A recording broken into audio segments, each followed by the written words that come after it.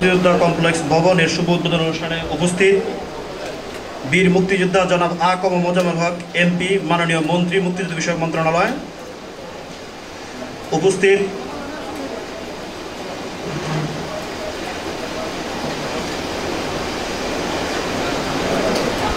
উপস্থিত জনাব বেনজির আহমেদ, মাননীয় সংসদ সদস্য, ঢাকা ৯।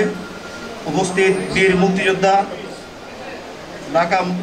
মুক্তিযোদ্ধা জনাব শাহজাহান খান এমপি, মাননীয় সংসদ সদস্য, সভাপতি, সংসদীয় কমিটি, মুক্তিযুদ্ধ বিষয়ক মন্ত্রণালয়।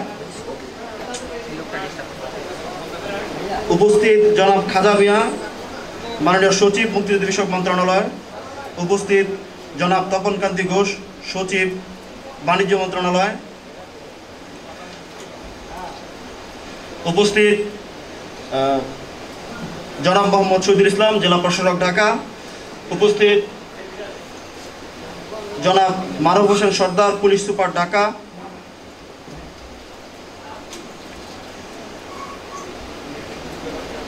সবাইকে ঢাকা জেলা মুক্তিযোদ্ধা কমপ্লেক্স ভবনের শুভ উদ্বোধন অনুষ্ঠানে স্বাগতম। অনুষ্ঠানের এই পর্যায়ে পবিত্র কোরআন থেকে তেলাওয়াত করবেন বীর মুক্তিযোদ্ধা জনাব মোহাম্মদ তাবারক আলী। বীর মুক্তিযোদ্ধা জনাব মোহাম্মদ তাবারক আলী।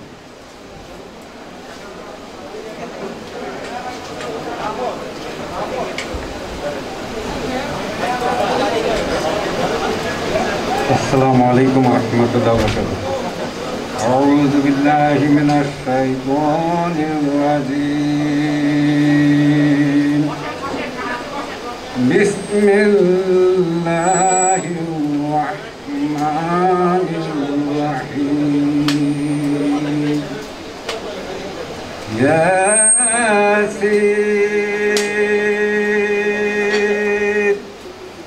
القرآن الحكيم إنك لمن المرسلين على صراط مستقيم تنزيل العزيز الرحيم لتنذر قوما ما أنذر آباؤهم فهم غافلون لقد حق القول على أكثرهم فهم لا يؤمنون إنا جعلنا في أعناقهم أغلالا فهي إلى الأذقان فهم مقمحون وجعلنا من بين أيديهم سدا ومن خلفهم سدا فأغشيناهم فهم لا يبصرون وسواء عليهم أأنذرتهم أم تنذرهم لا يؤمنون إنما تنذر من اتبع الذكر وخشي الرحمن بالغيب فبشره بمغفرة وأجر كريم إنا نحن نحيي الموتى ونكتب ما قدموا وآثارهم وكل شيء أحصيناه في إمام مبين صدق الله على رسول الحمد আমরা সবাই হাত তুলি ইনশাআল্লাহ اللهم آمين الله পরবর্তীকার রহমানির রহিম আল্লাহ গফুর রহমান আল্লাহ এই কমপ্লেক্স উপলক্ষে জাতির শ্রেষ্ঠ সন্তান জাতির জনক শেখ মুজিবুর রহমান সহ যারা এই বাংলাদেশের যুদ্ধের এবং তার আত্মীয় স্বজন যারা কবরে শাহিদ, আল্লাহ সকলকে আল্লাহ হায়াতে তাই তাদের সকলের মুসিবত দূর করে জান্নাতি ফেরদাউস দান করেন। আল্লাহ তাদের উপরে রহমত নাজিল করেন। জাতীয় চার নেতার উপরে আল্লাহ রহমত নাজিল করেন, তাদের ভেস্ত নসিব করেন।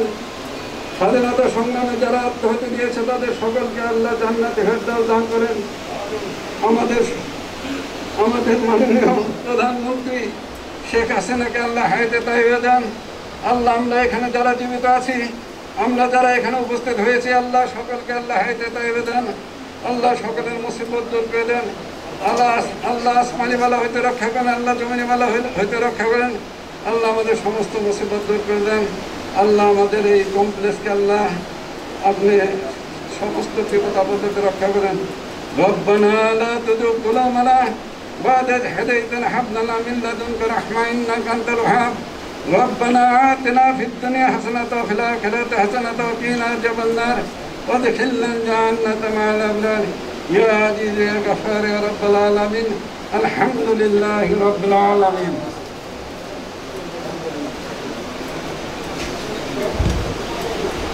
অনুষ্ঠানের এই পর্যায়ে মাননীয় প্রধান অতিথি এবং আমন্ত্রিত অতিথিদের ফুল দিয়ে বরণ এবং ক্রেস্ট প্রদান করা হবে। এ পর্যায়ে মাননীয় মন্ত্রী এবং অনুষ্ঠানের প্রধান অতিথি জনাব আ.ক.ম. মোজাম্মেল হক এমপি মুক্তিযুদ্ধ বিষয়ক মন্ত্রণালয়কে ফুল দিয়ে বরণ করছেন আবু সাইদ জেলা কমান্ডার আবু সাইদ। এ পর্যায়ে বীর মুক্তিযোদ্ধা জনাব বেনজির আহমেদ মাননীয় এমপিকে ফুল দিয়ে বরণ করবেন মুক্তিযোদ্ধা আবু সাইদ মিয়া কমান্ডার জেলা মুক্তিযোদ্ধা ইউনিট।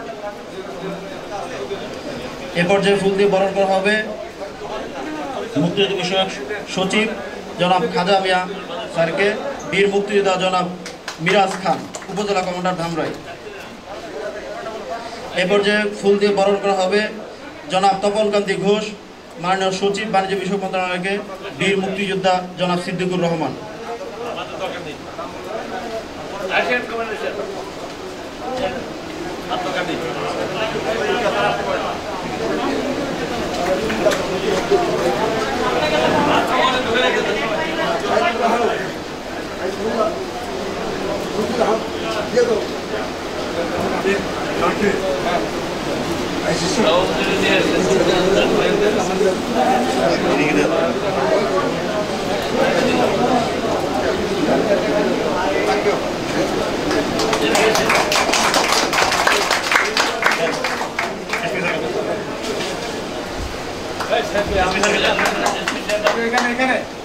স্বাগত বক্তব্য রাখার জন্য বিনীতভাবে অনুরোধ করছি জনাব সৈয়দ শাহজাহান আহমেদ, উপসচিব প্রকল্প পরিচালক, সকল জেলায় মুক্তিযোদ্ধা ভবন কমপ্লেক্স নির্মাণ প্রথম পর্যায়ে দ্বিতীয় সংসদ শীর্ষক প্রকল্প।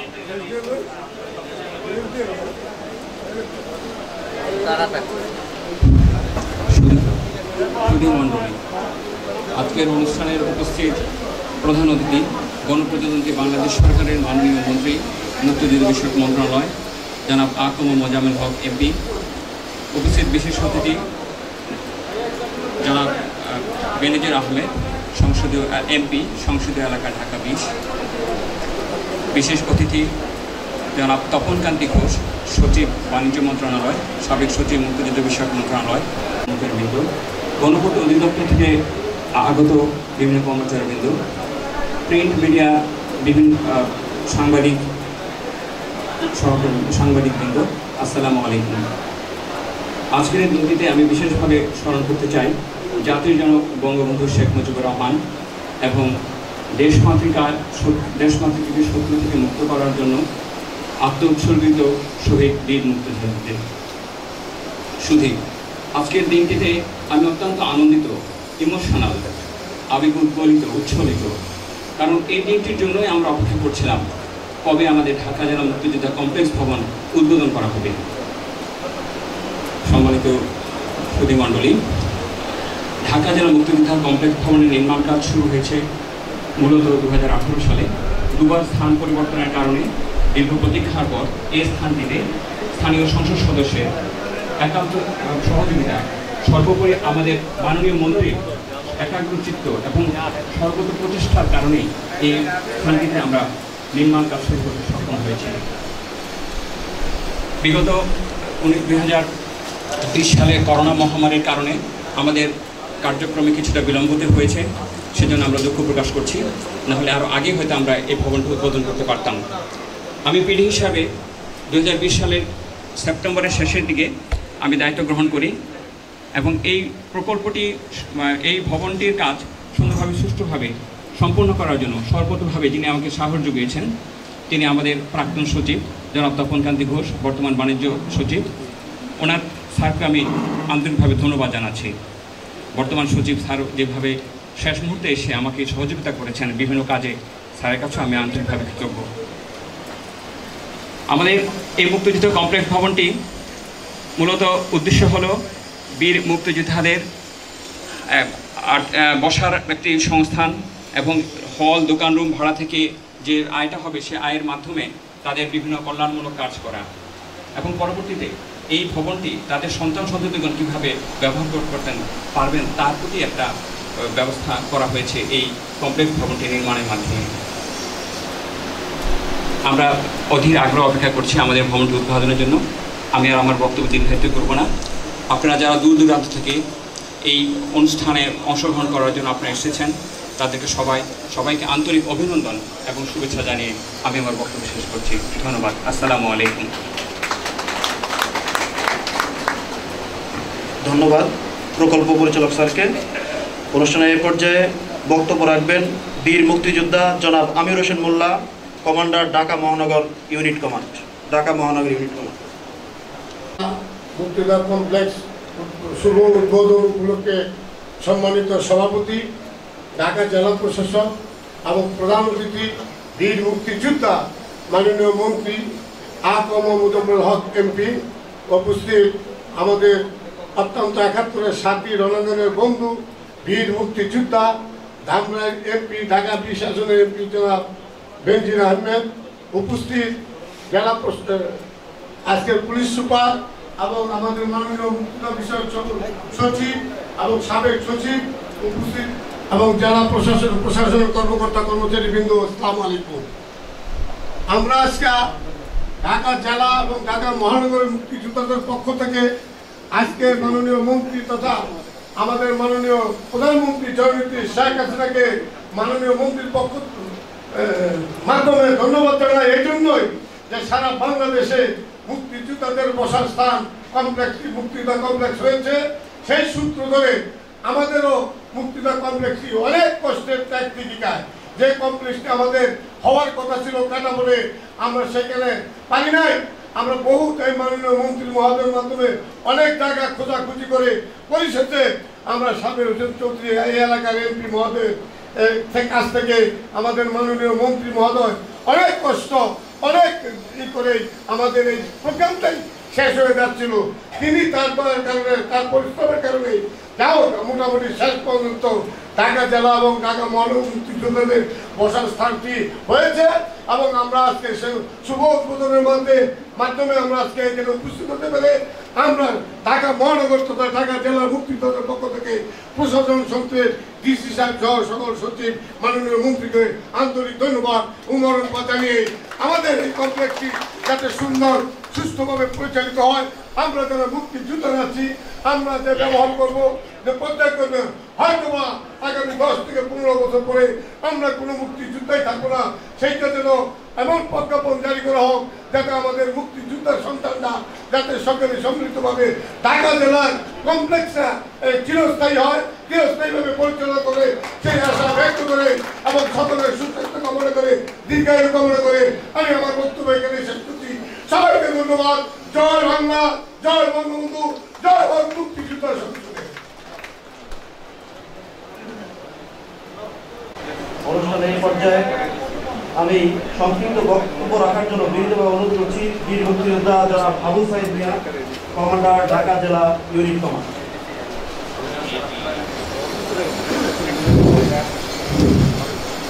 বিসমিল্লাহির রহমানির রহিম।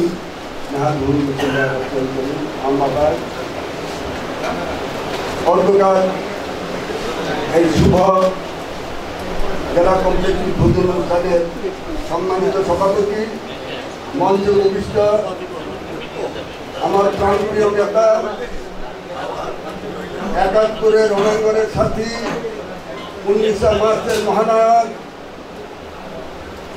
যিনি মুক্তিযোদ্ধাদের জন্য 7 দিন রাত 24 ঘন্টা যিনি চিন্তা করেন কাজ করেন, সেই মহানায়ক যিনি সুদীর্ঘ রাজনৈতিক জীবনের ছাত্র জীবন থেকে আরম্ভ করে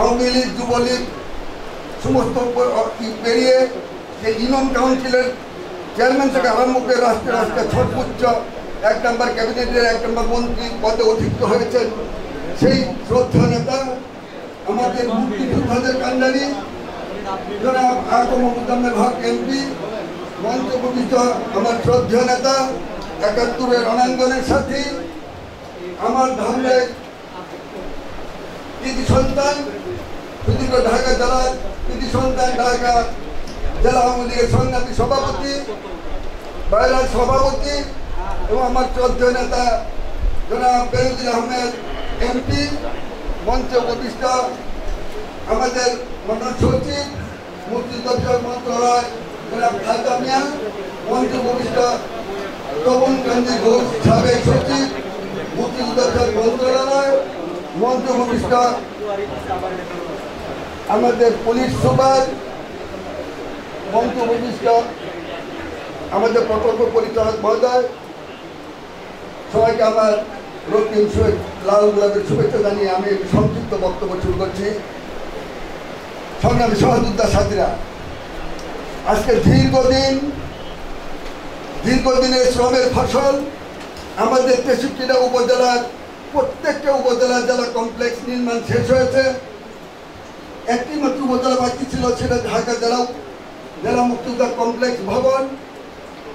আমার মাননীয় মন্ত্রীর অক্লান্ত শ্রম, এই কমপ্লেক্স উনি ২বার ভিত্তিপ্রস্তর স্থাপন করেছেন।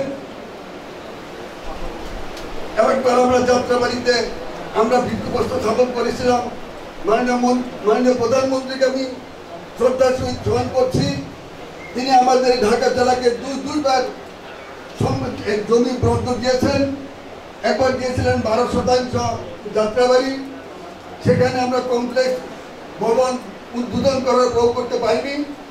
পরবর্তী পর্যায়ে আমাদের এই সবুজবাগের এই স্থানটি মাননীয় প্রধানমন্ত্রী দিয়েছেন আমাদের ১৫ কাঠা ২৩% জায়গা, যার জন্য আমি সাবরিশন চৌধুরী সাহেব আজকে মন্ত্রী নাই, ওনার সার্বিক সহযোগিতা আছেন এবং মাননীয় প্রধানমন্ত্রী আমাদের প্রতি সুদয় প্রসন্ন হয়ে আমাদেরকে এই দুবারই জায়গা বরাদ্দ দিয়েছেন। এই জন্য আমি কৃতজ্ঞ চিত্রে মাননীয় প্রধানমন্ত্রীকে স্মরণ করছি এবং তার দীর্ঘায়ু কামনা করছি।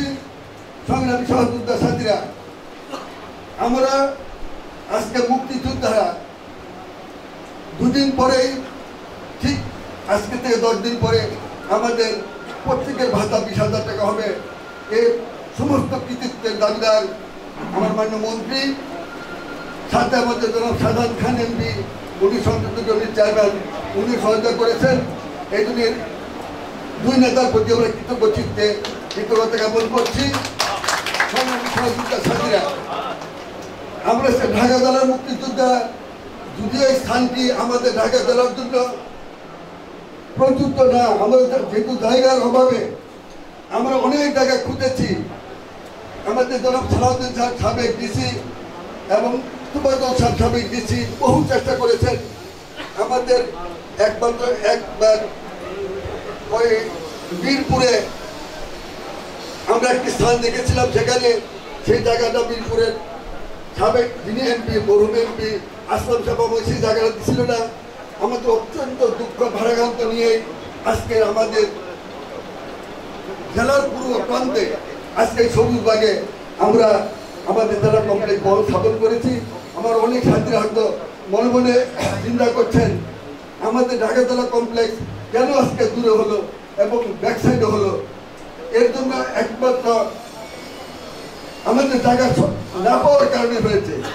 সংগ্রামী সহযোগিতা সাথীরা, আপনারা তো বোধহয় ঠিকানা পেয়েছেন, মুক্তিযোদ্ধাদের ঠিকানা, ঢাকা জেলা প্লাস মহানগরের সমস্ত মুক্তিযোদ্ধাদের ঠিকানা আজকে এই সবুজবাগ কমিউনিটি সেন্টার। সংগ্রামী সহযোগিতা সাথীরা, কৃতজ্ঞ চিত্তে স্মরণ করতে চাই আমার মন্ত্রী যে পরিশ্রম করেছেন, যেভাবে এই জায়গার জন্য আমাদের সাবেক পিডি ডক্টর মনিরুল আনসারী, ওনার অক্লান্ত শ্রমের কথা অবশ্যই স্বীকার করতে হয় এবং সাবেক সচিব হান্নান স্যারেও অত্যন্ত পরিশ্রম করেছেন এবং আমাদের ব্যাপারে দেখেছেন। আজকে এই স্মরণ সভায়, বিশেষ করে আজকের এই শুভ উদ্বোধনী সভায় তাদেরকে কৃতজ্ঞ চিত্তে স্মরণ করছি। সেই সাথে আমার ঢাকা জেলার মুক্তিযোদ্ধারা, আপনারা আমার মন্ত্রীর জন্য দোয়া করবেন এবং মাননীয় প্রধানমন্ত্রীর জন্য দোয়া করবেন। মাননীয় প্রধানমন্ত্রী আমাদের জন্য যা কিছু করেছে, মুক্তিযোদ্ধাদের জন্য তার নিবেদিত প্রাণ, আমরা যা চাই তার চেয়ে সে বেশি দিতে চায়। আমার মাননীয় মন্ত্রী, ক্যাবিনেটের 1 নম্বর মন্ত্রী, অথচ ইনি আমার এই শ্রদ্ধেয় নেতা তার নিজের স্বেচ্ছায় চাই নিয়েছেন এই মুক্তিযোদ্ধা বিষয়ক মন্ত্রণালয়।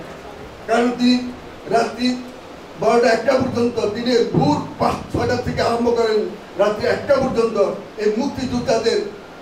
এমন কোনো মন্ত্রীর ইতিহাস নেই যিনি তার দুয়ার 24 ঘন্টা খোলা রাখেন।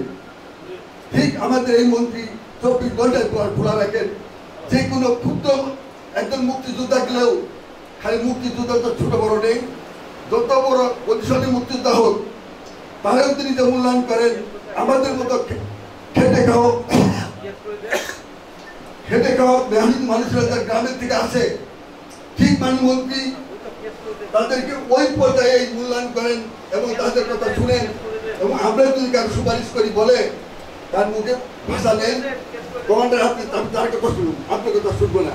আমার মন্ত্রী সেই, সুতরাং আমার মন্ত্রীর দীর্ঘায়ু কামনা করি এবং উত্তরাত্তর আপনার সবাই দোয়া করবেন এই বলেই আমি আমার বক্তব্য শেষ করছি। জয় বাংলা, জয় বঙ্গবন্ধু, জয় বাংলার মেহনতি মানুষের।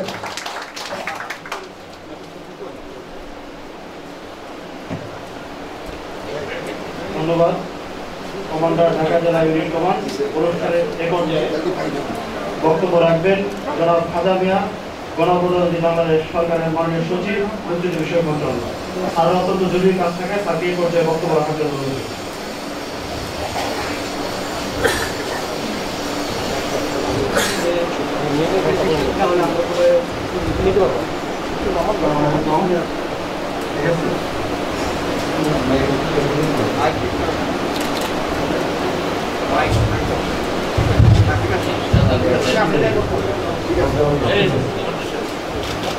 আজকের এই মহামতি উদ্বোধনী সরকার সম্মানিত সভাপতি,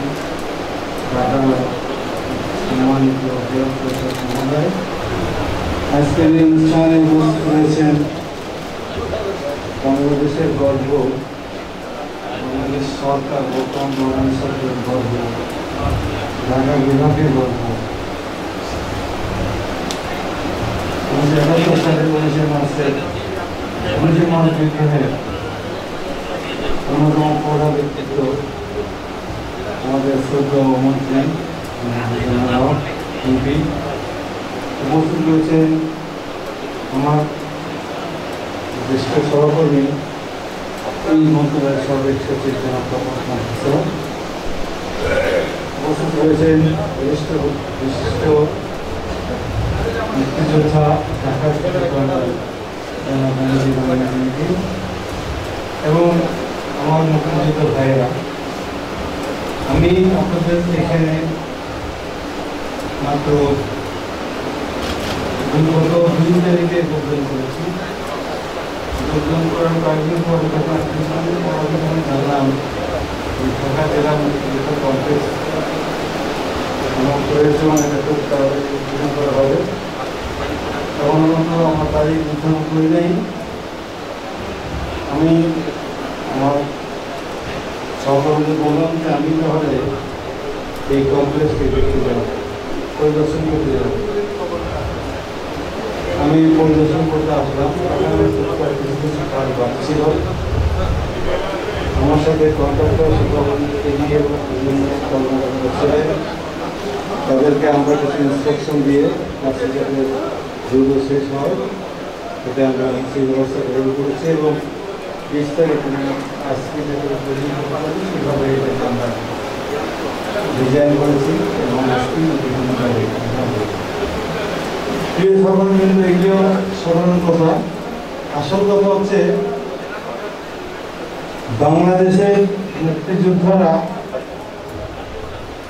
বর্তমান সরকারের আমলে যেভাবে মূল্যায়িত হয়েছে, জননেত্রী শেখ হাসিনা, বঙ্গবন্ধু সুযোগ্য কন্যা মুক্তিযোদ্ধাদের জন্য যা করেছে, বিগত 50 বছরে কোনো সরকার, কোনো ব্যক্তি, কোনো প্রতিষ্ঠান, দেশের কোনো সরকার সেভাবে করে নাই।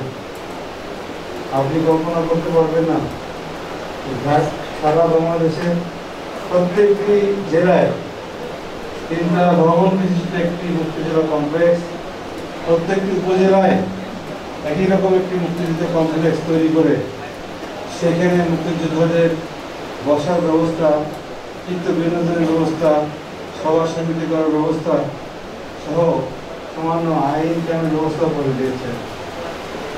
এটি একটি বিরাট অর্জন। আমি মনে করি বাংলাদেশের মুক্তিযোদ্ধাদের প্রতি মাননীয় প্রধানমন্ত্রীর যে শ্রদ্ধাবোধ, এটাকে সহানুভূতি বলব না, আপনাদেরকে দয়া করেছেন সেটা না, আপনাদের মধ্যে শ্রদ্ধাবোধনা রয়েছে, এই শ্রদ্ধা মধ্যে একটি 1971 সালে ওনার পিতা সেই আহ্বানে আপনারা জীবন বাজি রেখে ছুটে গিয়েছিলেন যুদ্ধ করার জন্য। আপনারা আজকে আমাদের সামনে বসে আছেন, আপনারা অনেকে কেউ যদি একত্রে অনেকে যে একজন কর্মকর্তা করছে 10 জন যে জমা দিলেন তাহলে হয়তো সেক্ষেত্রে সমস্যা হয়। আমরা চেষ্টা করবো শৃঙ্খলার সাথে আপনাদের যে সমস্যাগুলি আসুক ধীরে ধীরে ক্রমান্বয়ে সমাধান করা। তো আজকে এই অনুষ্ঠানে আমি নিজেকে উপস্থিত থাকতে পেরেছি, আমি যে থাকতে পেরেছি এটি আমার জন্য একটা গর্বের বিষয়। এই মুক্তিযুদ্ধ মন্ত্রণালয়ের ব্যাপারে আমাদের কাজ করে নির্ধারণ করে দিয়েছে, এটি আমার জন্য গর্বের বিষয়। আমি মুক্তিযোদ্ধাদের সাথে কাজ করে তাদের সেবা করে নিজেকে মহামান্বিত মনে করি। আমি আগামীতেও আমার থেকে সারা মুক্তি থাকবে, আমি সেভাবে কাজ করতে চেষ্টা করি। আপনাদেরকে অনেক অনেক ধন্যবাদ জানাচ্ছি। আজকের এই অনুষ্ঠানে আমি কিছু ত্যাগ করবো, কারণ আরও একটি জরুরি কাজ আমার কাছে যেতে হবে। তো আজকে আর বেশি কথা বলবো না, আরও একটু দেখা হবে, আবার একটা প্রকল্পের মধ্যে আসবে। এই কথা বলে শেষ করছি। জয় বাংলা, জয় বঙ্গবন্ধু।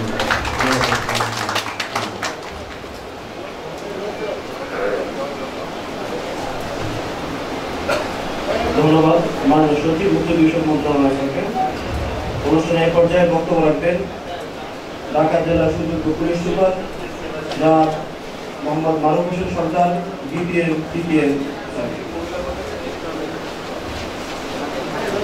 বিসমিল্লাহির রহমানির রহিম। ঢাকা জেলা মুক্তিযোদ্ধা কমপ্লেক্স ভবন এর শুভ উদ্বোধন অনুষ্ঠানে সম্মানিত সভাপতি জনাব মোহাম্মদ শহীদুল ইসলাম, জেলা প্রশাসক ঢাকা। প্রধান অতিথি হিসেবে উপস্থিত আছেন বীর মুক্তিযোদ্ধা জনাব মুজাম্মেল হক, এমপি, মন্ত্রী, মুক্তিযুদ্ধ বিষয়ক মন্ত্রণালয়। বিশেষ অতিথি হিসেবে উপস্থিত আছেন বীর মুক্তিযোদ্ধা জনাব বেনজির আহমেদ, এমপি, সংসদ সদস্য ঢাকা 20 মহোদয়, জনাব খাদা মিয়া, সচিব মুক্তি বিষয়ক মন্ত্রণালয়, জনাব তপনকান্তি ঘোষ, সচিব বাণিজ্য মন্ত্রণালয়, সাবেক সচিব মুক্তিযুদ্ধ বিষয়ক মন্ত্রণালয়, উপস্থিত এই কমপ্লেক্সের পিডি মহোদয় সহ আমার সামনে ভবিষ্য আমাদের জাতির শ্রেষ্ঠ সন্তান বীর মুক্তিযোদ্ধাগণ, আসসালামু আলাইকুম।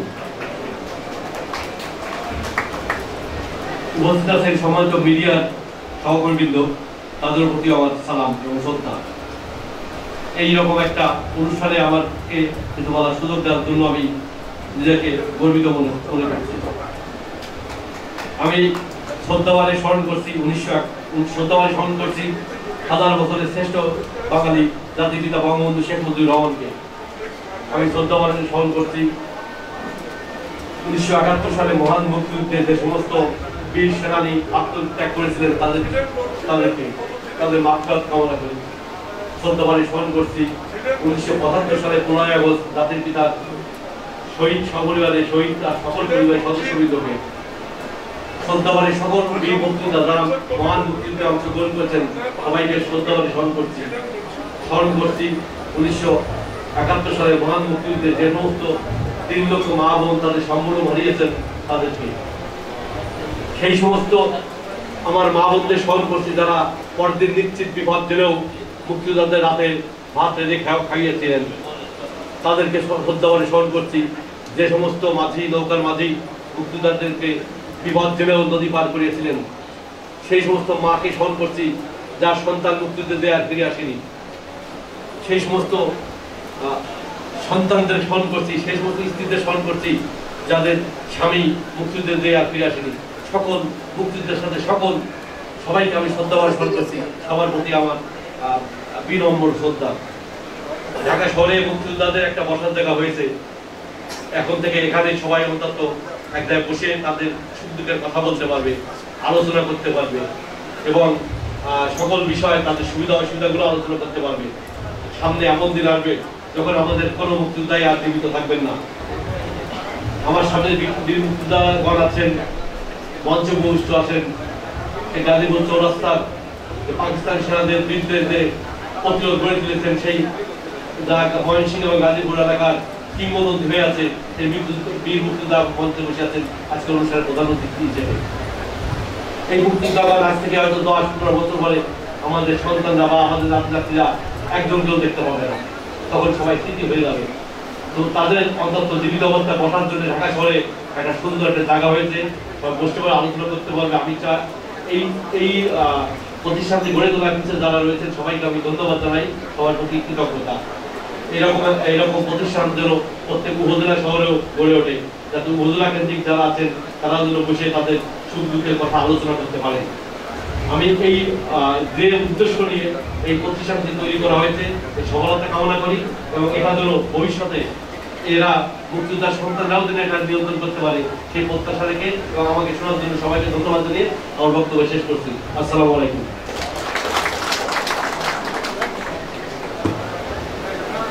ধন্যবাদ জানাচ্ছি পুলিশ সুপার ঢাকা মহোদয় স্যারকে তার মূল্যবান বক্তব্য রাখার জন্য। এই পর্যায়ে বক্তব্য রাখার জন্য বিনীতভাবে অনুরোধ করছি জনাব তপন কান্তি ঘোষ, মাননীয় সচিব, বাণিজ্য মন্ত্রণালয় স্যার।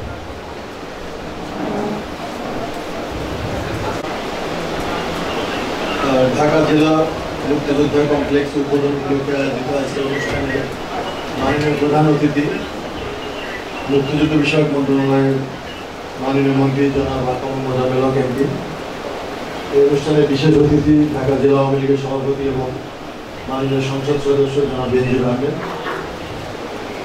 আমার অন্যান্য সহকর্মীবৃন্দ, বীর মুক্তিযোদ্ধাগণ যারা এখানে উপস্থিত আছেন, সবাইকে আসসালামু আলাইকুম। আসলে আমি প্রথমেই হাজার বছরের শ্রেষ্ঠ বাঙালি জাতির পিতা বঙ্গবন্ধু শেখ মুজিবুর রহমানকে গভীর শ্রদ্ধায় স্মরণ করছি। আরও স্মরণ করছি 30 লক্ষ বীর মুক্তিযোদ্ধা, 2 লক্ষাধিক বীরাঙ্গনা যারা তাদের জীবনের চরম ত্যাগ স্বীকার করেছেন বাংলাদেশের মুক্তিযুদ্ধের জন্য। বাণিজ্য মন্ত্রণালয়ের সচিব হিসেবে হয়তো এখানে আসার কথা না আমার, কিন্তু মাননীয় মন্ত্রী আমাকে বিশেষ স্নেহ করেন এবং সচিব মহোদয় বলেছেন আসতে, আমি চলে এসেছি। আসলে মুক্তিযোদ্ধাদের জন্য কিছু করতে পারে আমি মনে করি যে আমাদের জন্য একটি বিশাল সুযোগ। 71 সালে আমরা খুবই ছোট ছিলাম, আমি খুবই তখন ছোট ছিলাম, যুদ্ধের কাহিনীগুলো দেখেছি, এমনকি আসলে আমি শরণার্থী হিসেবে প্রতিবেশী দেশে আশ্রয় নিয়েছি আমার পরিবারের সঙ্গে। তো সেই জন্য মুক্তিযুদ্ধ বিষয়ক মন্ত্রণালয়ে আমি 11 মাস কাজ করেছি। আমি চেষ্টা করেছি সর্বোচ্চ চেষ্টা এবং গতির সঙ্গে কাজ করতে। মাননীয় মন্ত্রী জানেন যে আমরা এই কোভিডের মধ্যেও কিন্তু অনেকগুলো কাজ করতে সক্ষম হয়েছি। বীর মুক্তিযোদ্ধাদের জন্য 1 জুলাই থেকে যে 20,000 টাকা করে আপনি জানেন যে ভাতা বৃদ্ধি পেয়েছে। গত 15 ফেব্রুয়ারি যখন মাননীয় প্রধানমন্ত্রীর সঙ্গে আমাদের সভা ছিল, আমরা যে কয়টি দাবি দিয়ে গিয়েছি উনি সঙ্গে সঙ্গে সেইগুলো অনুমোদন করে দিয়েছেন। তার একটি হচ্ছে যে 12,000 টাকা থেকে সম্মানী প্রতি মাসে 20,000 টাকা করে দেওয়া, এবং আপনারা জানেন এখন এইটি ডিজিটাল সিস্টেমে একজন সরকারি কর্মকর্তা যেভাবে ডিজিটাল সিস্টেমে ইএফটি পদ্ধতিতে তাদের বেতন ভাতা পান, বীর মুক্তিযোদ্ধাগুলো ঠিক তেমনিভাবে ইএফটির মাধ্যমে বাংলাদেশ ব্যাংক থেকে সরাসরি তাদের ব্যাংক অ্যাকাউন্টে টাকা পাচ্ছেন। এইটি একটি যুগান্তকারী পদক্ষেপ। মাননীয় প্রধানমন্ত্রী 2001 সালে যে দিন বদলের পালা ঘোষণা করেছিলেন, ডিজিটাল বাংলাদেশের স্বপ্ন দেখিয়েছিলেন, তার একটি ধাপ কিন্তু যে বীর মুক্তিযোদ্ধাদের ভাতা সুযোগ সুবিধা যদি আমরা এই ডিজিটাল সিস্টেমে না দিতে পারি তাহলে এটা একটা ব্যর্থতা থেকে যেত। আমরা সেটা গত 15 ফেব্রুয়ারি মাননীয় প্রধানমন্ত্রী সদয় হয়ে উদ্বোধন করেছেন। এখন কার্যক্রম চলছে। ছোটখাটো ত্রুটি বিচ্যুতি এখনো আছে আমি জানি, এটা সময়ের সঙ্গে শেষ হয়ে যাবে। আপনারা জানেন যে প্রতি বছর বীর মুক্তিযোদ্ধার সন্তানদের 600 জনকে কল্যাণ ট্রাস্ট থেকে বৃত্তি দেওয়া হয়। তো এইটা আমরা মাননীয় প্রধানমন্ত্রীর কাছে যখন প্রস্তাব করলাম গত এই মিটিংয়েই, যে সাধারণ শিক্ষার জন্য 1000 টাকা দেওয়া হয় এবং মেডিকেল এবং ইঞ্জিনিয়ারিং শিক্ষার জন্য 1500 টাকা দেওয়া হয়। এটা খুবই অপ্রতুল এখনকার বাজারে। তো আমরা এটাকে 2000 টাকা এবং 2500 টাকা যখন প্রস্তাব করলাম, মাননীয় প্রধানমন্ত্রীর সঙ্গে সঙ্গে এটা অনুমোদন করলেন। প্রতি বছর 600 মেধাবী ছাত্রকে যারা মুক্তিযোদ্ধার সন্তান হবেন তাদেরকে এই বৃত্তিটা দেওয়া হবে। এবং এই জন্য মাননীয় প্রধানমন্ত্রী তার নিজস্ব তহবিল থেকে সঙ্গে সঙ্গে 10 কোটি টাকা দান করলেন। এবং মাননীয় মন্ত্রীর সদয় হয়ে আমাদের একটি ফান্ড ছিল, সেখান থেকে প্রায় 18 কোটি টাকা আমরা এখানে দিয়েছি। কারণ এখানে অনেক বড় একটি ফান্ড না হলে প্রতি বছর এই টাকা দেওয়া যাবে না। তো সেই জন্য চেষ্টা করে যাচ্ছি। মাননীয় মন্ত্রীকে আমি সবচেয়ে বড় ধন্যবাদ দিব যে 50 বছরে একটি সমন্বিত মুক্তিযোদ্ধাদের তালিকা আমরা করতে পারিনি। বিভিন্ন সময় বিভিন্ন রকম তালিকা হয়েছে, এখানে অনেক ত্রুটি বিচ্যুতি আছে, অনেক মানুষ যাদের মুক্তিযোদ্ধা হিসেবে গণ্য হওয়ার কথা না তারা এখানে নাম ঢুকে আছে। তো মাননীয় মন্ত্রী নিজে চেয়ে নিয়েছেন যে উনি মুক্তিযুদ্ধ বিষয়ক মন্ত্রী হবেন, এবং উনি আসার পর থেকে এই কাজগুলো জঞ্জাল সরিয়ে একটি সমন্বিত তালিকা করার জন্য চেষ্টা করেছেন, এবং সেই কাজটি উনি প্রায় শেষে নিয়ে এসেছেন। এবং এই কাজের সঙ্গে আমি সম্পৃক্ত হতে ছিলাম, সেই জন্য নিজেকে ভাগ্যবান মনে করছি। আমরা ইতিমধ্যে প্রায় 1,75,000 বীর মুক্তিযোদ্ধা কিন্তু সমন্বিত তালিকা প্রকাশ করেছি, এবং আরো কিছু পাইপলাইনে আছে। প্রায় 2 লক্ষ বীর মুক্তিযোদ্ধাকে আমরা আশা করি যে এইভাবে সমন্বিত তালিকায় অন্তর্ভুক্ত করতে পারবো। তাহলে যেটা হবে যে কোনো ধরনের সেবা বীর মুক্তিযোদ্ধাদের ঘরে পৌঁছানো অনেক সহজ হবে। যেমন একটি কর্মসূচি আছে, আপনারা জানেন যে ঋণ দেওয়া হয় বিআরডিবির মাধ্যমে, ঋণ কর্মসূচি। সেই কর্মসূচি দেওয়ার সময়ও কিন্তু এই ডিজিটাল প্ল্যাটফর্মটি ব্যবহার করা যাবে। আমরা আরেকটি ভালো সংবাদ আপনাদের জানাচ্ছি যে ইতিমধ্যে গত মার্চ মাসে মাননীয় প্রধানমন্ত্রী 30,000 বীর মুক্তিযোদ্ধাকে আবাসন সুবিধার আওতায় আনার জন্য একটি প্রকল্প অনুমোদন করেছেন, 4122 কোটি টাকার প্রকল্প। এটি প্রথমত অনেক ছোট একটি প্রকল্প ছিলেন।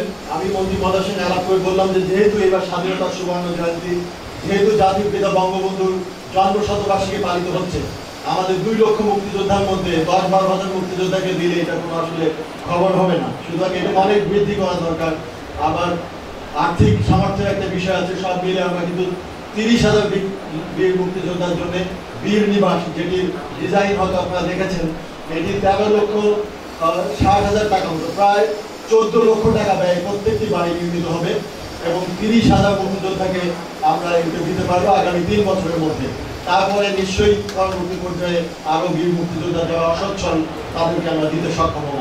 এরকম প্রতিটি পদক্ষেপে বর্তমান সরকার যেভাবে বীর মুক্তিযোদ্ধাকে সম্মান জানিয়েছে, আমি মনে করি যে আপনাদের জন্য হয়তো আরো অনেক কিছু করার দরকার আছে। সেটা আমাদের অর্থনৈতিক সামর্থ্য এবং সবকিছু বিবেচনা করেই হয়তো বা সরকার বিবেচনায় নেবেন।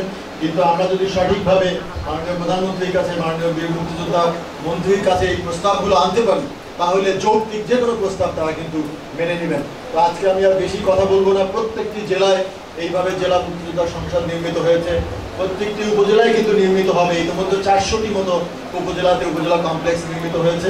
এইগুলো যথাযথ ব্যবহার যেন হয়। আপনাদের একটি ঠিকানা হয়েছে, আপনারা সামাজিক কর্মসূচি করতে পারবেন, অবসর বসতে পারবেন, সবকিছু ঠিক আছে, কিন্তু একটি আয়বর্ধকমূলক কাজও আছে। আমরা অনেক সময় জানি যে উপজেলা কমপ্লেক্সগুলো সঠিকভাবে ব্যবহার হচ্ছে না, আয়বর্ধকমূলক কাজগুলো হচ্ছে না। তো এইগুলো আমাদেরকে করতে হবে, এবং এর সঙ্গে আরো অনেক পরিকল্পনা আছে বাংলাদেশ সরকারের। আশা করি মাননীয় মন্ত্রী ওনার বক্তব্যে সেই দিকগুলো তুলে ধরবেন। তো আমি আজকে এখানে আসতে অ্যালাউ করে আমাকে যে সম্মান দিয়েছে মুক্তিযুদ্ধ বিষয়ক মন্ত্রণালয়, আমি সেই জন্য মুক্তিযুদ্ধ বিষয়ক মন্ত্রণালয়, মাননীয় মন্ত্রী এবং সচিব মহোদয়ের প্রতি কৃতজ্ঞতা জানাচ্ছি, এবং আপনাদের আরো দীর্ঘায়ু কামনা করছি। এবং আপনাদের নতুন প্রজন্ম যারা আসবে, আপনাদের সন্তান, তারা যেন মুক্তিযুদ্ধের পক্ষে থেকে আরো অধিক সংখ্যক মানুষকে এই মুক্তিযুদ্ধের চেতনা জাগ্রত করে বাংলাদেশের আগামী দিনকে বঙ্গবন্ধু যে দিক নির্দেশনা দিয়ে গেছেন সেই দিকে যেন চালিত করতে পারে, সেই কামনা করে এবং আমার জন্য দোয়াতে আপনাদের সবাইকে ধন্যবাদ জানাচ্ছি। জয় বাংলা। ধন্যবাদ মাননীয় সচিব বাণিজ্য মন্ত্রণালয় স্যারকে। অনুষ্ঠানের এই পর্যায়ে বক্তব্য রাখার জন্য বিনীত অনুরোধ করছি সভাপতি ঢাকা জেলা আওয়ামী লীগ যুদ্ধকালীন কমান্ডার বীর মুক্তিযোদ্ধা জনাব বেনজির আহমেদ এমপি মহোদয়।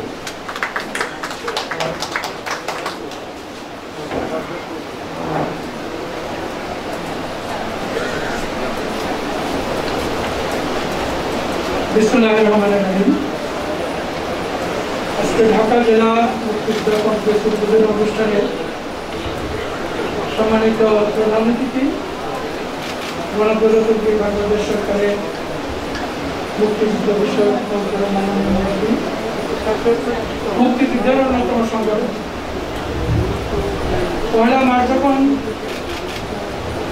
অধিবেশন বন্ধ হয়ে যায়, তারপর আন্দোলন তৈরি হয়েছিল। আজকে আমাদের মাননীয় প্রধানমন্ত্রী সেদিন গাজীপুরে ইস্ট বেঙ্গল রেজিমেন্টের সহযোগিতায়, জেনারেল মেজর শফিউল্লাহ সহযোগিতায় সমস্ত আওয়ামী লীগ, ছাত্রলীগের, শ্রমিকদের সংগঠিত করে সেই অস্ত্র দিয়ে প্রথম প্রতিরোধ করা হয়েছে। সেই মহামুক্তিযুদ্ধের সংগঠন বঙ্গবন্ধু অত্যন্ত স্নেহভাজন আমার শ্রদ্ধেয় নেতা মাননীয় মন্ত্রী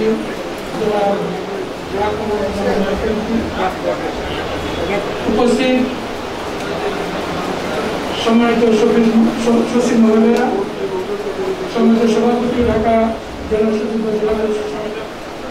জেলা শহীদুল্লাহ, ঢাকা জেলার সম্মানিত পুলিশ সুপার, অন্যান্য সরকারি কর্মকর্তা, আমার বীর মুক্তিযোদ্ধা ভাইয়েরা এবং সাংবাদিক বন্ধুরা, আসসালামু আলাইকুম। আমি বক্তব্য বাড়াবো না, মাননীয় মন্ত্রী আমার নেতা এখানে আছেন। আমরা যদি 50 বছর আগে ফিরে যাই, সেই 50 বছর আগে সেই মুক্তিযুদ্ধের স্মৃতি যদি আমরা আজকে আমাদের স্মৃতিপটে আনতে চাই, যে বঙ্গবন্ধু কিভাবে একটা নিরস্ত্র জাতিকে ধীরে ধীরে সংগঠিত করে সামান্য কয়দিন 70 নির্বাচন, তারপরে অধিবেশন দিয়ে ইয়াহিয়া খানের সাথে আলোচনা বঙ্গবন্ধু, তারপরে কিন্তু 7 মাস, 7 মাসে মনে হচ্ছে যুদ্ধ শুরু হয়ে গেছে। 7 মাস থেকে 25 মাস যে হত্যাযজ্ঞ হয়েছিল, বঙ্গবন্ধু শুধুমাত্র যে নির্দেশ দিয়েছিলেন মুক্তিযুদ্ধমূলক স্বাধীনতা ঘোষণার 7 মাসে এই আজকে দীর্ঘদিন পরে 50 বছর পরে ঢাকা জেলা, এটা রাজধানী, মুক্তিযুদ্ধের এক জায়গায় বসার একটা জায়গা তৈরি, এবং সেটাও সম্ভবত আমাদের মাননীয় মন্ত্রী এবং মাননীয় প্রধানমন্ত্রী সৌজন্য। আমি মাননীয় প্রধানমন্ত্রীকে ধন্যবাদ জানাই। আমরা তার সুযোগ্য কন্যা মাননীয় প্রধানমন্ত্রী শেখ হাসিনার নেতৃত্বে আজকে দেশ পরিচালিত হয়েছে। আমরা একটা সুখী সমৃদ্ধশালী বাংলাদেশ চাই, যেটা বঙ্গবন্ধু দেখে যেতে পারেন নাই, তাকে নির্মমভাবে হত্যা করা হয়েছিল। আজকে তারই সুযোগ্য কন্যা সেই আমাদের স্বপ্নের বাংলাদেশ, সেই বাংলাদেশ গড়ার জন্য এগিয়ে যাচ্ছেন আমরা সবাই। তাকে আমরা সহযোগিতা করবো। আমরা মুক্তিযোদ্ধারা অনেক কিছু হয়েছে, মুক্তিযোদ্ধাদের বারে বারে বিভক্ত করার চেষ্টা করা হয়েছে, কিন্তু শেষ পর্যন্ত আমরা আছি বঙ্গবন্ধু কথা শেখ হাসিনার নেতৃত্ব। মাননীয় মন্ত্রী মহোদয় যেটা আবু সাইদ উল্লেখ করেছেন, যে তিনি চেয়ে নিয়েছেন মুক্তিযুদ্ধ মন্ত্রণালয়, কারণ তিনি একজন বীর মুক্তিযোদ্ধা, তিনি মুক্তিযুদ্ধের সংগঠন, কিভাবে মুক্তিযোদ্ধাদেরকে কল্যাণ করা যায়, তার জন্য কাজ করা যায়, সেই কাজটা তিনি নিজে দায়িত্ব নিয়েছেন সিনিয়র মন্ত্রী হিসাবে। আমরা গর্ববোধ করি, বিশেষ করে আমি যে আমার শ্রদ্ধেয় রাজনীতি করেছি, তার দীর্ঘ জীবনে সংগ্রামী পদ পেয়ে আজকে তিনি এই মহান জায়গা থেকে এসে পৌঁছেছেন। আমরা দোয়া করবো তিনি দীর্ঘজীবী হন। আমরা দোয়া করবো মাননীয় প্রধানমন্ত্রী তিনি দীর্ঘজীবী হয়ে এই বাংলাদেশের মানুষের মুক্তি জেনে এনে দিতে পারেন, সেই আশাবাদ ব্যক্ত করে আজকে উদ্বোধনী অনুষ্ঠানে আমি উপস্থিত থাকতে পেরে যারা আপনাদের সবাইকে ধন্যবাদ দিয়ে আমি এখানে শেষ করছি। জয় বাংলা, জয় বঙ্গবন্ধু।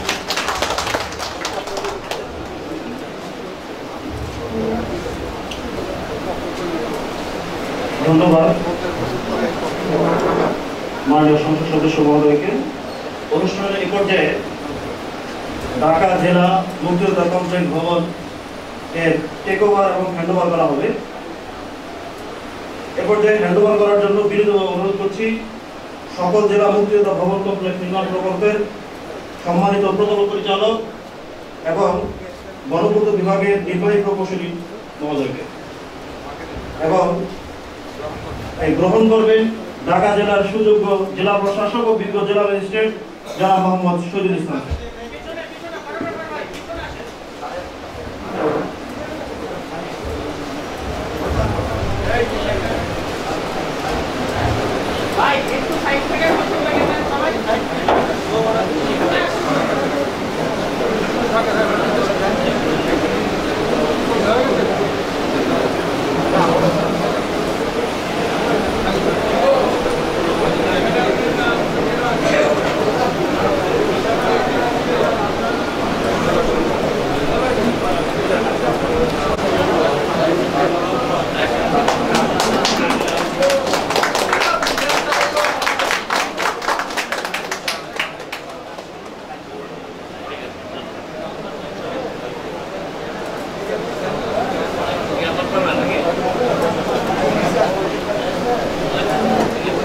ধন্যবাদ।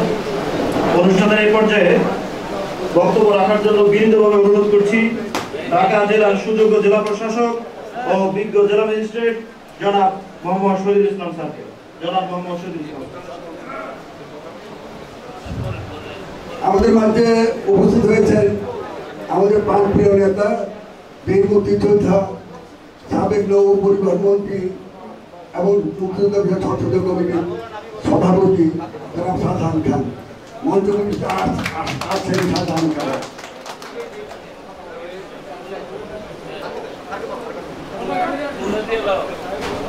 অনুষ্ঠানের এই পর্যায়ে বক্তব্য রাখার জন্য বিনীতভাবে অনুরোধ করছি বীর মুক্তিযোদ্ধা, মাননীয় সংসদ সদস্য, সভাপতি, সংসদীয় কমিটি, মুক্তিযুদ্ধ বিষয়ক মন্ত্রণালয় জনাব শাহজাহান খান এমপি মহোদয়।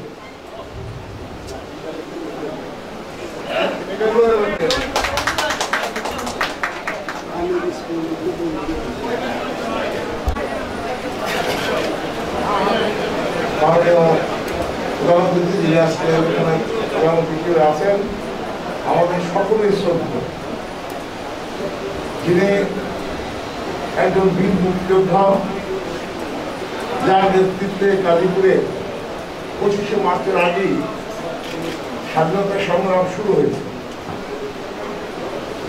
জাতির পিতা বঙ্গবন্ধু শেখ মুজিবুর রহমানের ঘনিষ্ঠজন, মাননীয় প্রধানমন্ত্রী জননেত্রী শেখ হাসিনা অত্যন্ত আস্থাভাজন ব্যক্তিত্ব, যিনি অক্লান্ত পরিশ্রম করে মুক্তিযোদ্ধাদের জন্য পর্যন্ত অনেক সুযোগ সুবিধা সরকারের পক্ষ থেকে দিয়েছেন, যিনি মুক্তিযোদ্ধার চেতনাকে বাস্তবায়নের জন্য অক্লান্ত পরিশ্রম করেছেন, যিনি বঙ্গবন্ধুর আদর্শ এবং দর্শককে সামনে নিয়ে বাংলাদেশের মুক্তিযোদ্ধাদেরকে দিক নির্দেশনা দিচ্ছেন। আমাদের সকলের শ্রদ্ধা আত্মপ্রজাপন হক মাননীয় সংসদ সদস্য। আসলে বক্তব্য আমার বিলম্ব হওয়ার জন্য দুঃখিত। আমি একটা গেছিলাম প্রায় 4 ঘন্টা, তারপরে কেমন খাওয়া দাওয়া করতে গেলাম। আমার বীর মুক্তিযোদ্ধা ভাইরা, 1971 সালে জাতির পিতা বঙ্গবন্ধু তাকে সাড়া দিয়ে আমরা জীবনের ঝুঁকি নিয়ে মুক্তিযুদ্ধে ঝাঁপিয়ে পড়েছিলাম, পাকিস্তানিদের বিরুদ্ধে লড়াই করেছি। বাংলার হিন্দু, মুসলমান, বৌদ্ধ, খ্রিস্টান আমরা এক কাতারে দাঁড়িয়ে বাংলার মাকে মুক্ত করার জন্য আমরা লড়াই করেছি। বাংলার এই পবিত্র মাটিতে ঝরে পড়েছে বাংলার হিন্দু, মুসলমান, বৌদ্ধ, খ্রিস্টানের রক্ত। একাকার হয়েছে এই বাংলার মাটিতে।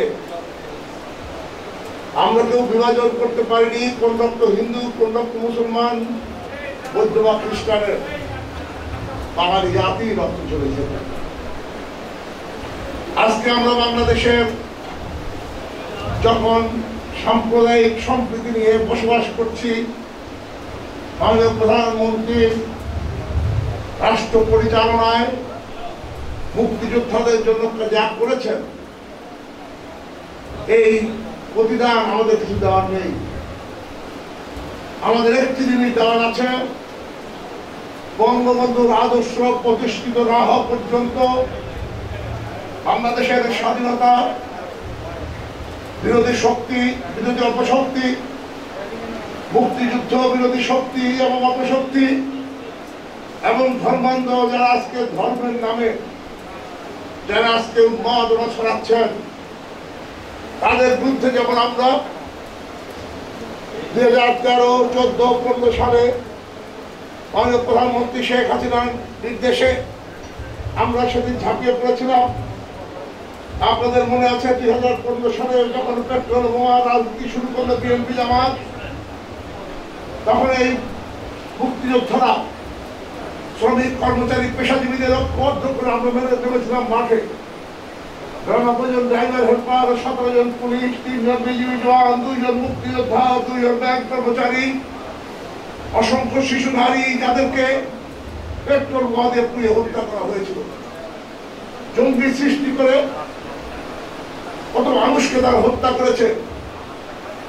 আমরা তাদের বিরুদ্ধে লড়াই করে মাননীয় প্রধানমন্ত্রী হাতকে শক্তিশালী করে এই বাংলাদেশ একটি গরিব বাংলাদেশ, সেই বাংলাদেশ এখন উন্নতির দিকে এগিয়ে চলেছে। আমরা মুক্তিযোদ্ধা এখনো যারা জীবিত আছি, আমাদের জীবন যাবে অত্যন্ত প্রহরীর মতো বাংলাদেশের স্বাধীনতা রক্ষার জন্য আমরা শেখ হাসিনার হাতকে শক্তিশালী করব। আজকে ধর্ম নিয়ে আজকে যারা কথা বলছেন, আমরা তাদের চরিত্র বুঝে গেছি, দেখে গেছি এবং এখনো দেখছি। 71 সালে এই ধর্মের নাম বলে জামাত ইসলামী আমাদের মা বোনদের ধর্ষণ করেছে, মানুষ হত্যা করেছে, বাড়িঘর জ্বালিয়ে পুড়িয়ে সরকার করে দিয়েছে, উদ্ধার করে দিয়েছে। এই ধর্ম ব্যবসায়ীরা আমার সম্পদ লুট করে নিয়ে গেছে এবং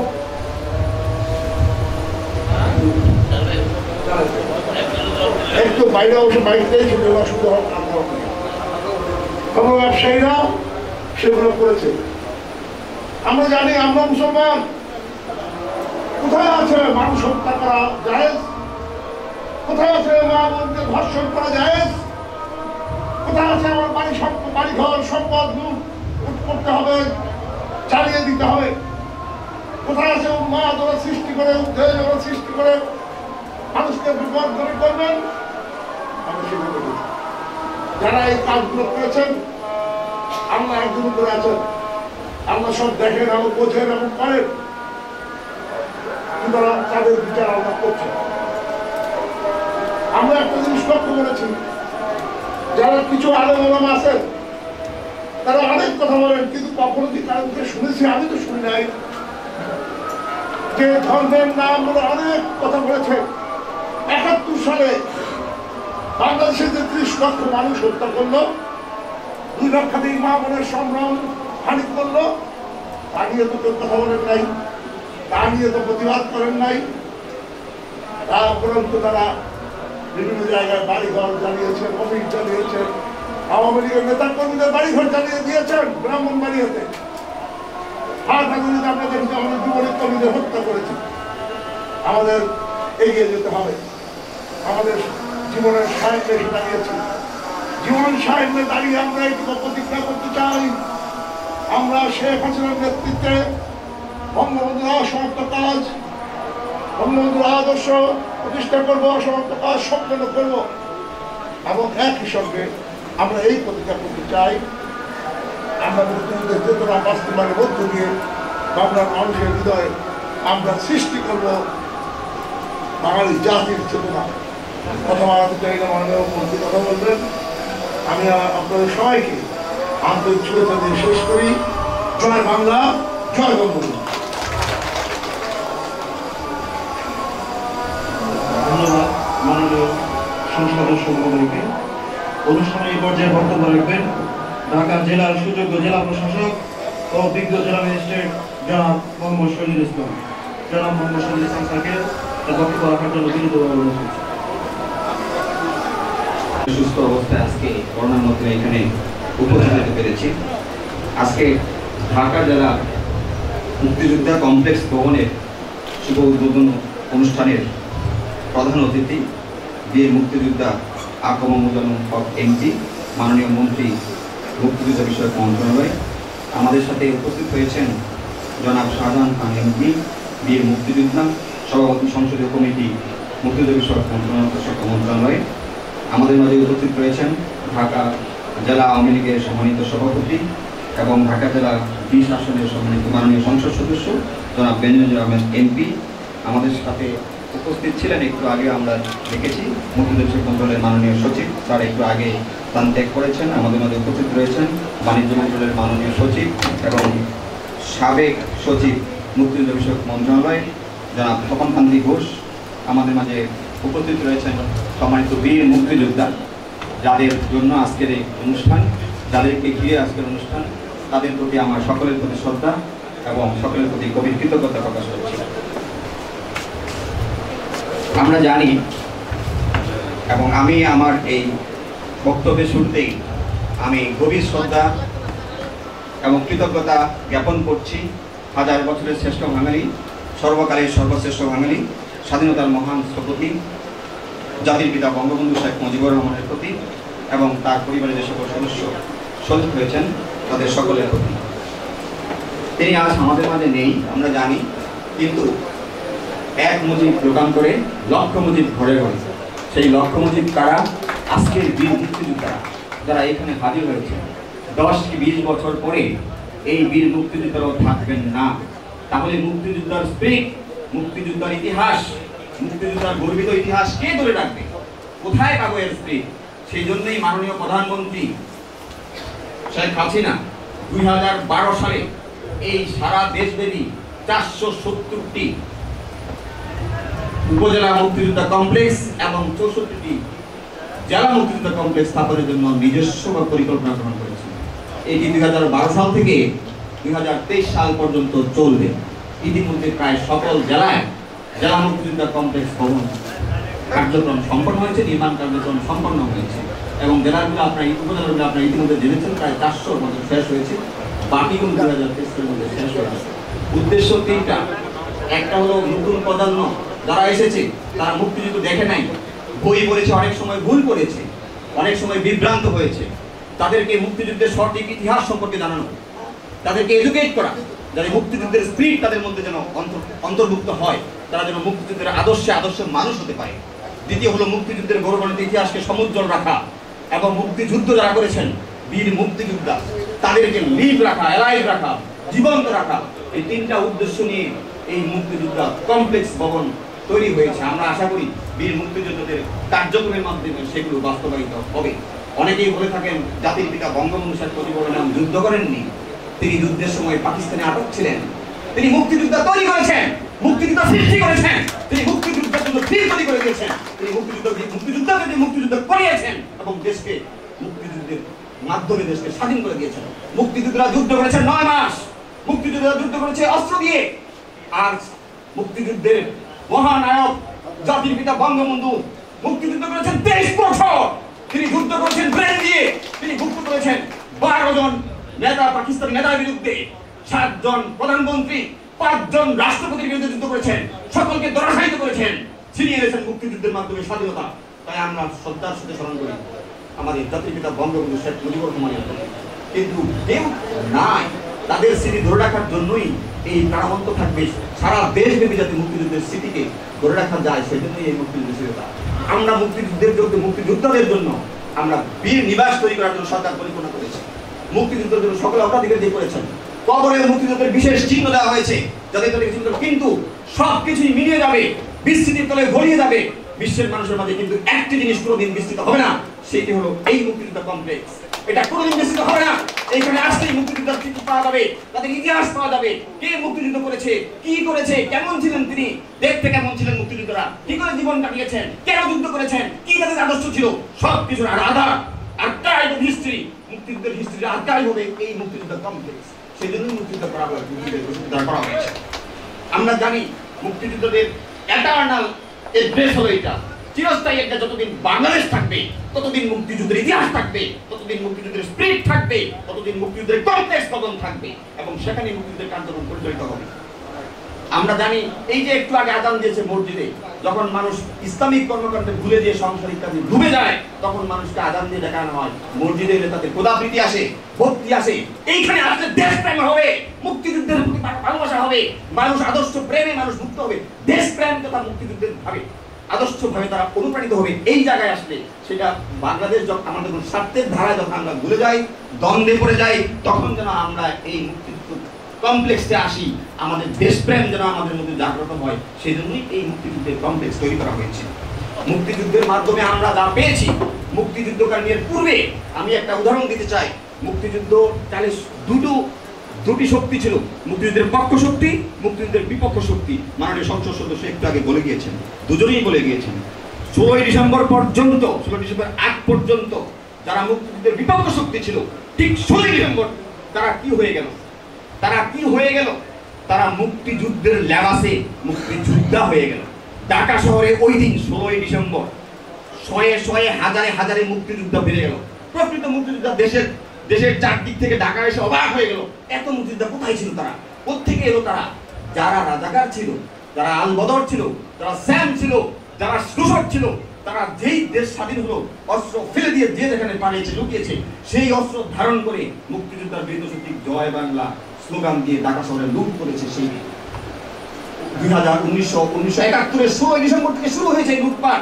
মিসক্রিয়েন্ট মুক্তিযোদ্ধা নয়। একটা উদাহরণ দেই, ইউনাইটেড নেশনসের গাড়ি, জাতিসংঘের গাড়ি লুট করেছে এই মিসক্রিয়েন্টরা। কাঁধে মুক্তিযুদ্ধের রাইফেল জড়িয়ে দিয়ে, সুটকান পরে, জগস পরে, মূল্যবান পোশাক পরে, মূল্যবান চেহারা নিয়ে তারা এটা লুট করেছে। এবং আপনারা জানেন এএস অডারল্যান্ড নামে একজন ব্যক্তি ছিলেন, উইলিয়াম অডারল্যান্ড, তিনি বাড়ি ছিলেন অস্ট্রেলিয়া। তিনি তখন খবর দেন যে এই মুক্তিযোদ্ধারা ইউনাইটেড নেশনসের গাড়ি চিনতে নিয়েছে, সারা বিশ্ব মুক্তিযুদ্ধের সম্পর্কে বিরূপ ধারণা নিচ্ছে। সাথে সাথে তিনি একজন গেরিলাকে খবর দিলেন, জহিরুল হক গেরিলাকে খবর দিলেন। গেরিলা চারদিকে ঘুরে মুক্তিযুদ্ধ সেই ইউনাইটেড নেশনসের গাড়ি ফিরে নিয়ে আসলো এবং তাকে হস্তান্তর করলো ইউনাইটেড নেশনসে। তখন ওরালেন বললেন যে মুক্তিযোদ্ধা নয়, মিসক্রিয়েন্টরা গাড়ি মিসক্রিয়েন্ট করছে, মুক্তিযোদ্ধারা করে নাই। এই ধারণাকে চেঞ্জ করেছে। অনুষ্ঠানে এই পর্যায়ে বক্তব্য রাখার জন্য বিনীত অনুরোধ করছি মাননীয় মন্ত্রী মহোদয়।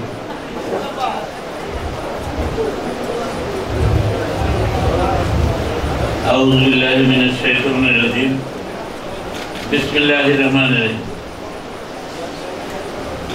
জনাব সভাপতি, ঢাকা জেলার সংযুক্ত জেলা প্রশাসক,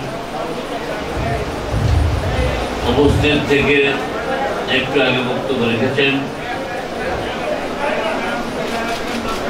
মহান মুক্তিযুদ্ধের রণাঙ্গনে আমাদের সাথী,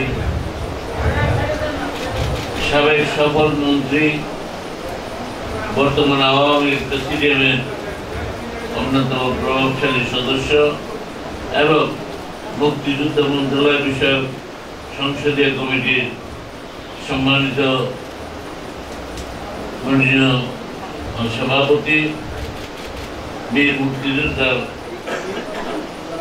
জনাব শাহজাহান খান এমপি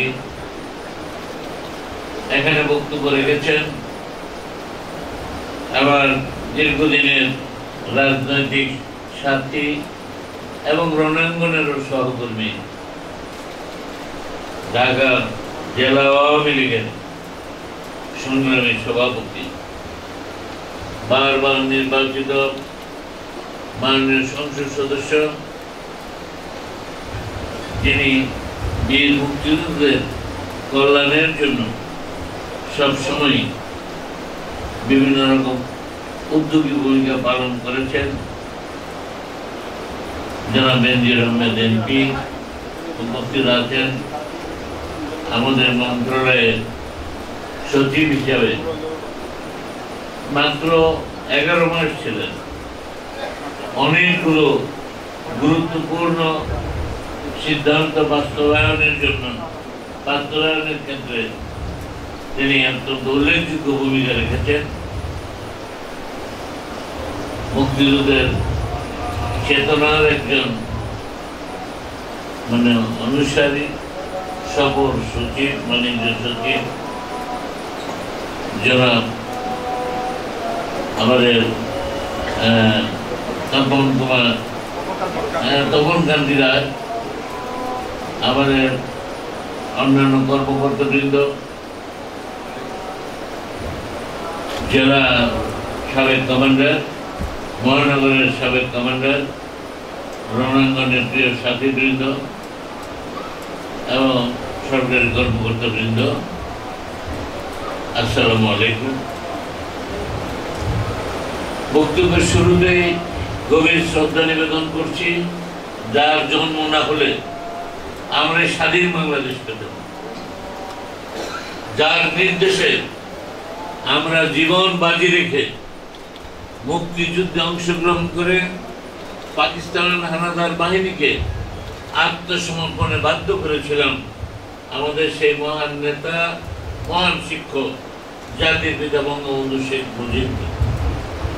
শ্রদ্ধার সাথে স্মরণ করছি বঙ্গবন্ধুর অবর্তমানে যাদের নেতৃত্বে আমরা এই মুক্তিযুদ্ধ করেছিলাম, যে সরকারের সেই সময়কার অস্থায়ী রাষ্ট্রপতি, জাতীয় চার নেতার সৈয়দ নজরুল ইসলাম, তদানীন্তন প্রধানমন্ত্রী তাজউদ্দিন আহমেদ, ক্যাপ্টেন মনসুর আলী, এইচ.এম. কামরুজ্জামানের প্রতি গভীর শ্রদ্ধা নিবেদন করছি। মহান মুক্তিযুদ্ধের সময় যে ৩০ লক্ষ লোক শহীদ হয়েছেন, তাদের আত্মার প্রতি এবং যে সমস্ত মা বোনেরা সংগ্রাম হারিয়েছেন, সেই সমস্ত গর্বিত আমাদের মমতাময়ী মা বোনদের প্রতি শ্রদ্ধা নিবেদন। আর স্মরণ করছি গত 50 বছরে আমাদের যে সমস্ত রণাঙ্গনের সাথীরা ইতিমধ্যে মৃত্যুবরণ করেছে, তাদের সকলের আত্মার মাগফিরাত কামনা করছি। যারা অসুস্থ আছে তাদের আশু রোগ মুক্তি কামনা করছি। আল্লাহ তাআলা যতদিন হায়াত রেখেছেন তাদের যেন সুস্থ রাখেন। 9 মাসের সশস্ত্র যুদ্ধই কেবল যুদ্ধ নয়, এই যুদ্ধের ক্ষেত্র আমরা তৈরি করেছিলাম 24 বছর, 23 বছর। বঙ্গবন্ধু বুঝতে পেরেছিলেন, তিনি পাকিস্তান আন্দোলনের অন্যতম ছাত্র কর্মী ছিলেন, ছাত্র নেতা ছিলেন, ইসলামিয়া কলেজের নির্বাচিত সাধারণ সম্পাদক হিসাবে হোসেন শহীদ সোহরাওয়ার্দী বাংলার তৎকালীন প্রধানমন্ত্রী, তার সাথে সাথে সারা দেশ, সারা বাংলা ঘুরে পাকিস্তানের পক্ষে জনমত সৃষ্টি করেছিলেন এবং এই অঞ্চলের মানুষের ভোটেই পাকিস্তান সৃষ্টি হয়েছিল। আজকে যারা পাকিস্তান, তারা কিন্তু পাকিস্তানের পক্ষে ভোট দেয় নাই, তারা অবিভক্ত ভারতের পক্ষে ভোট দিয়েছে। যাই হোক, যেদিন রাষ্ট্রভাষা বাংলাকে অস্বীকার করেছেন, সেই দিনেই দূরদর্শী তরুণ ছাত্র নেতা তখনকার শেখ মুজিব বুঝতে পেরেছিলেন যে পাকিস্তান কায়েমের মাধ্যমে ইংরেজ শাসক শোষকের পরিবর্তে আমরা পাঞ্জাবি শাসক শোষক পেয়েছি, বাঙালির কোনো মুক্তি আসবে না। তাই বাঙালির মুক্তির জন্য তিনি 1948 সালের 4 জানুয়ারি ছাত্রলীগ প্রতিষ্ঠা করেছিলেন এবং 1948 সালের 11 সেপ্টেম্বর এই ভাষা আন্দোলন করতে যে সর্বপ্রথম তিনি গ্রেপ্তার হয়েছিলেন, আহত হয়েছিলেন। সেই দিন আরো অনেক ভাষা সৈনিক তারা গ্রেপ্তার হয়েছিলেন।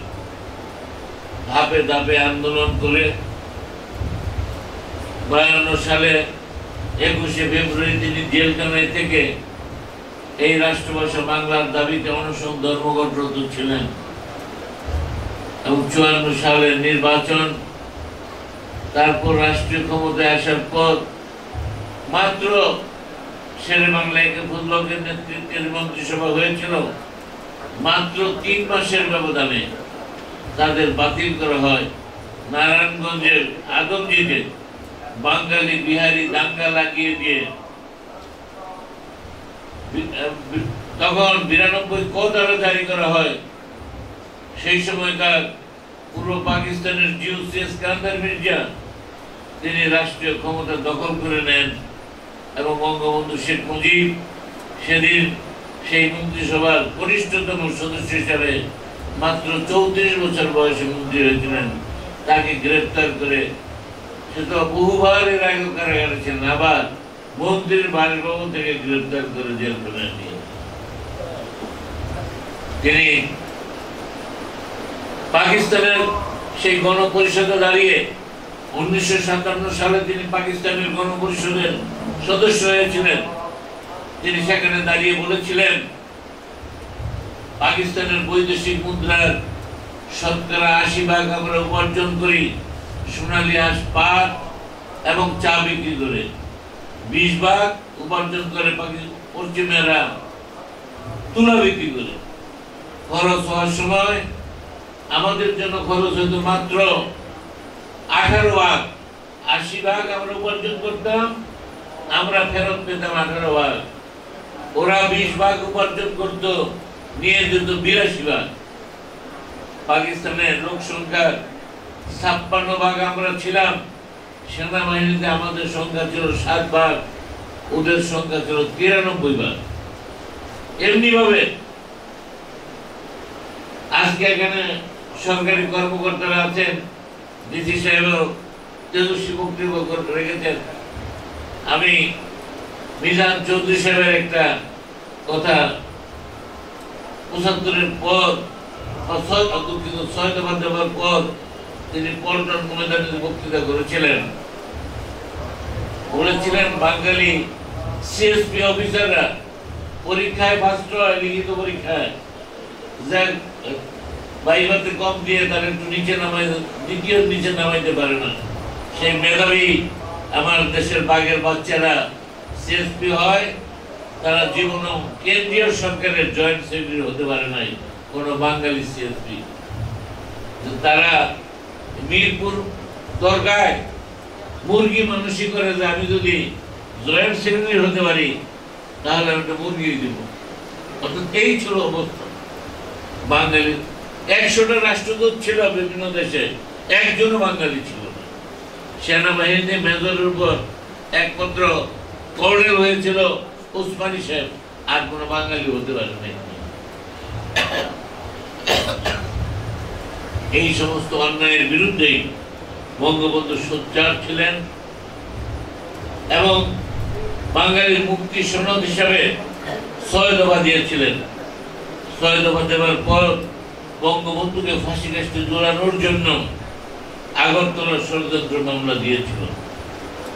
আজকে এই 69-এর গণ অভ্যুত্থানে এখানে সেই সময় আমাদের ঢাকা বিশ্ববিদ্যালয়ের তখন আছেন সবে যারা নেতৃত্ব দিয়েছে 69-এ, আমাদের এখানে বেনজির সাহেব আছেন, আমাদের মাননীয় সভাপতি সংসদীয় কমিটি শাহজাহান খান সাহেব, সাবেক সকল মন্ত্রী।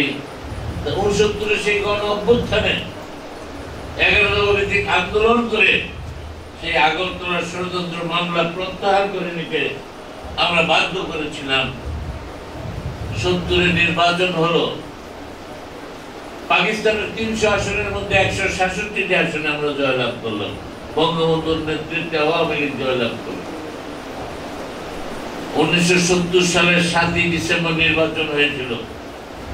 ডিসেম্বর মাসে ক্ষমতা দেয় নাই, 71-এর জানুয়ারি মাসে না, ফেব্রুয়ারি মাসে না, মার্চ মাসের 3 তারিখে সংসদ অধিবেশন ডাকা হয়েছিল। 1 তারিখে হঠাৎ করে অনির্দিষ্টকালের জন্য সংসদ বন্ধ করে দেওয়া হয়। বাংলার মানুষ রাস্তায় নেমে আসে। বঙ্গবন্ধু 7ই মার্চ গেরিলা যুদ্ধের সমস্ত নির্দেশনা দিয়েছিলেন।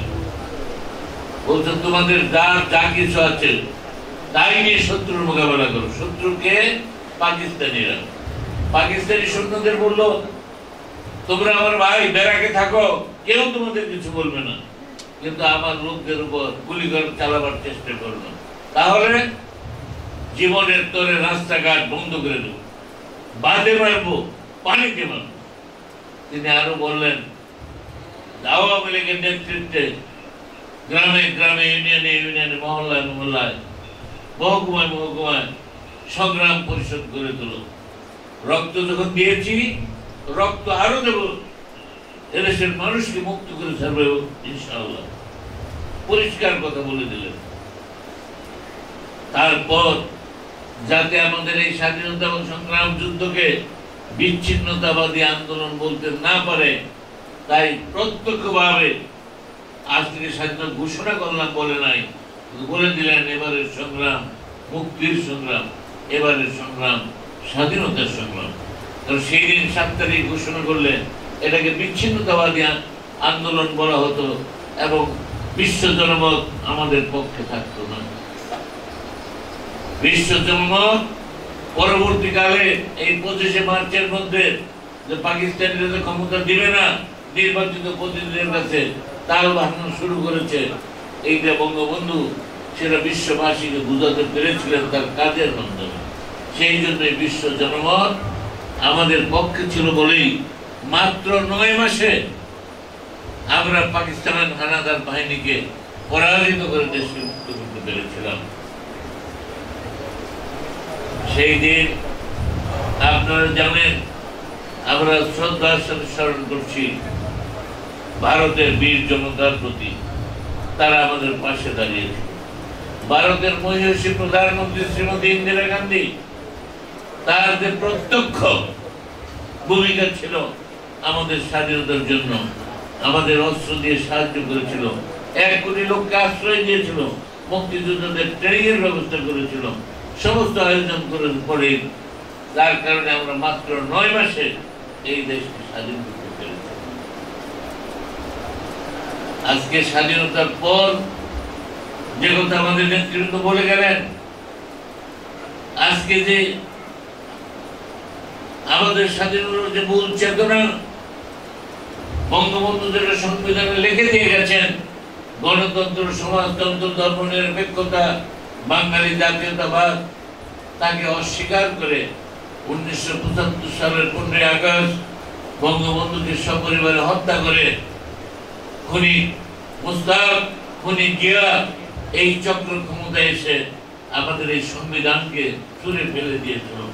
আবার দেশে সাম্প্রদায়িক রাজনীতি শুরু করে বাঙালি জাতীয়তাবাদের কবরকে পাকিস্তানি কায়দায় বাংলাদেশ জিন্দাবাদ, বাংলা জয় বাংলার পরিবর্তে বাংলাদেশ জিন্দাবাদ চালু। আমি শুধু আজকে একটু স্মরণ করতে বলি যে ওরা 30 বছর বঙ্গবন্ধুকে হত্যা করার পর ক্ষমতায় ছিল।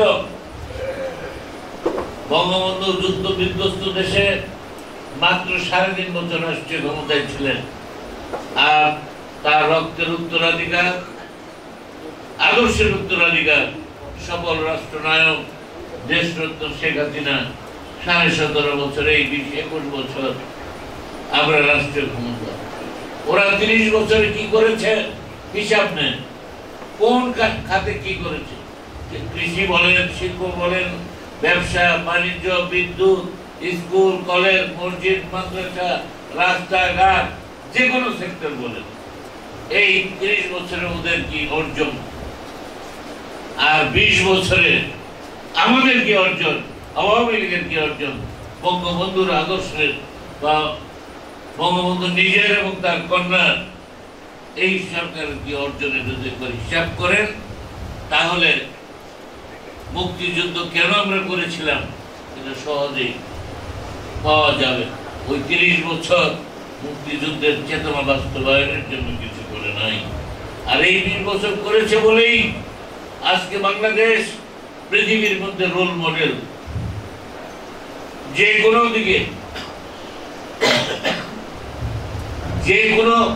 দিকে আলোচনা করেন, আজকে রোল মডেল বিশ্বে। আমি সেই দিকে আর যেতে চাই না, আমি আপনারা সেগুলো জানেন। একটা কথাই শুধু বলতে চাই, আমরা স্বাধীনতা এনেছি, আমরা মরতে গিয়েছিলাম, শহীদ হয়ে গিয়েছিলাম, গাজী হতে যাই নাই। আল্লাহর মেহেরবানি, দীর্ঘস্থায়ী হয় নাই যুদ্ধ, আমরা গাজী হয়ে বেঁচে আছি। আমাদের জীবদ্দশায় যদি আজকে মুক্তিযুদ্ধের চেতনার উপর এমনিভাবে হামলা হয়, তাহলে আমরা যে মুক্তিযুদ্ধের যে ভ্যানগার্ড, আমরা যে পাহারাদার, আমরা যে রক্ষক, আমাদের জীবন দশায় যদি ওরা মাথা চারা দিয়ে উঠতে পারে, এই সমস্ত কথা বলতে পারে, অবাধ্য কথা বলতে পারে, চ্যালেঞ্জ করতে পারে, তাহলে আমাদের এটা লজ্জা, এটা মুক্তিযোদ্ধাদের জন্য লজ্জার ব্যাপার হবে, অপমানের ব্যাপার হবে। তাই আমি মনে করি আমাদের এই ব্যাপারে সচেতন থাকতে হবে। আমি মুক্তিযুদ্ধ করেছি, কিন্তু আমার ছেলে কি করে, মেয়ে কি করে, ভাই কি করে, ভাতিজা কি করে, নাতি নাতনিরা কি করে, যদি আমি না দেখি তাহলে কিন্তু ঠিক হবে। আমি চলবো এক ধারায়, আমার পরবর্তী প্রজন্ম চলবে আরেক ধারায়, তাহলে এটা আমাদের জন্য দুর্ভাগ্য হবে। তাই আমি আজকে বিনয়ের সাথে আমার রণাঙ্গনের সাথী বীর মুক্তিযোদ্ধার কাছে বিনীত আবেদন করব, আমাদের আপন স্বজনরা যেন মুক্তিযুদ্ধের চেতনার বিরুদ্ধে না চলে। আমরা এতদিন হয়তো নিষ্ক্রিয় ছিলাম, আমাদের কেউ জিজ্ঞাসা করে নাই, তেমন ভাবে খবর নেয় নাই, আমরা হয়তো মান অভিমান করে আমরা চুপ ছিলাম।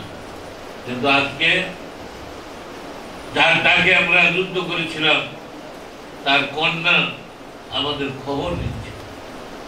তাই আমাদের দেশের খবর আমাদের রাখতে হবে, দেশ কোথায় যাচ্ছে, কি হচ্ছে, কি রকম খবর নিয়েছে। আপনারা জানেন যে শেখ হাসিনা ৯৬ সালে ক্ষমতায় আসার পর মুক্তিযোদ্ধাদের সেই দিন রাষ্ট্রের এই সক্ষমতা, আজকের যে সক্ষমতা, আর্থিক সক্ষমতা সেটা ছিল না। তিনি প্রথম ৩০০ টাকা করে ভাতা দেওয়া শুরু করেন। আজকে এই মুহূর্ত পর্যন্ত ১২,০০০, কিন্তু আগামী মাস থেকে ২০,০০০ ইনশাল্লাহ। রাষ্ট্রের সক্ষমতা বৃদ্ধি পেয়েছে, তিনিও আমাদের প্রতি সেই মর্যাদা দেখানোর জন্য আমরা দাবি করেছিলাম। আজকে সাধারণ ভাই এখানে উপস্থিত আছে, আমরা বলেছিলাম মুক্তিযোদ্ধাদের দাবি ছিল, বিভিন্ন জায়গায় গেলে বলতো যে আমাদের ভাতাটা একটু সম্মানজনক ভাবে হওয়া উচিত। কত আপনারা বলছেন? কমপক্ষে ২০,০০০। আমরা বলেছি, তিনি করে দিয়েছেন, একটি শব্দও করে নাই। বলে নাই যে এক দাপে ১২,০০০ দেন, ১৫,০০০ দেন, আগের বছর ২০,০০০ বলে নাই, করে দিয়েছে। আজকে একটু আগে শুনেছেন আমাদের সাবেক সচিব, বর্তমান বাণিজ্য সচিব, তিনি বলেছেন, তপন কান্তি ঘোষ, আমি দুঃখিত, আমরা ভুল হয়ে গেছিল, তিনি বলেছেন যে বাড়ি আজকে ৩০,০০০ বাড়ি মুক্তিযুদ্ধের জন্য। ইতিমধ্যে আমরা যে বরাদ্দ দিয়েছিলাম আজকে সেটা, যেমন আমরা দামরাইতে ৩৯টা দিয়েছিলাম, সাভারে ২৬, কেরানীগঞ্জে ৩৫, দোহারে ৩৮, নবাবগঞ্জে ২৫, ১৪৩টা। আজকে আমরা ঘোষণা করছি এটা দ্বিগুণ, প্রত্যেক উপজেলায় আলাদা করে বাড়ি তারা পাবে। আগামী জুলাই মাসে অথবা আগস্ট মাসের মাঝামাঝি আমরা এই বরাদ্দ পেয়ে যাবো। যেটি পেয়েছে তার কাজ শুরু করব। আর নতুন আরো এই তালিকা ঢাকা জেলা ১৪৩ জন পেয়েছে, আমরা ইনশাআল্লাহ ১৫০ দিয়ে দেবো, আরো ১৫০ ঢাকা জেলায় আমরা দিয়ে দেব, যাতে আমাদের মধ্যে যারা, এটা সকলের জন্য, যারা আর্থিকভাবে অসচ্ছল, আমাদের যে সহকর্মী মানে আসলে একটা খুবই দুরবস্থা আর্থিকভাবে, আমরা যারা সচ্ছল আমরা এটা দাবি করব। আজকে মাননীয় প্রধানমন্ত্রী ঘোষণা দিয়েছে মুক্তিযোদ্ধারা বিনা চিকিৎসায় যাতে না মরে। আগে একটু ছিল, আমাদের সাবেক সচিব বলে গেছেন, আগে ছিল যে সর্বোচ্চ ৫০,০০০ টাকা দেওয়া হবে, আমরা এখন ১ লাখ টাকা। আমরা আমাদের যত লাগে ২২টা বিশেষায়িত হাসপাতাল, সেখানে আমরা ২৫ লক্ষ থেকে ৫০ লক্ষ টাকা করে অগ্রিম দিয়েছি। এতে বার্ডেন বলেন, বঙ্গবন্ধু মেডিকেল বিশ্ববিদ্যালয় বলেন, হার্ট ফাউন্ডেশন বলেন, চক্ষু হাসপাতাল, ক্যান্সার হাসপাতাল, কিডনি হাসপাতাল, সব জায়গায় আমরা ৫০ লাখ ২৫ লাখ টাকা করে অ্যাডভান্স দিয়েছি। মুক্তিযোদ্ধারা এখন এই যে MIS সহ যে কার্ড ওয়েবসাইটে যে কাগজ এইটা নিয়ে যাবেন, আর কিছু লাগবে না, বিনা পয়সায় সমস্ত ঔষধ এবং এই যেগুলো আছে টেস্ট, অনেক টাকা যায় টেস্ট করতে, টেস্ট বলেন, ঔষধ বলেন, খাবার বলেন, সব সরকারিভাবে দেওয়া হবে। সেই নীতিমালাও আমরা ইতিমধ্যেই প্রণয়ন করেছি। আপনারা শুনেছেন যে মারা যাবার পর এটা অনেক বিলম্বে আরম্ভ হয়েছে। আমরা কয়েক বছর বলছি কিন্তু কাজটা শুরু করতে পারি নাই, এই বছরে শুরু হয়েছে।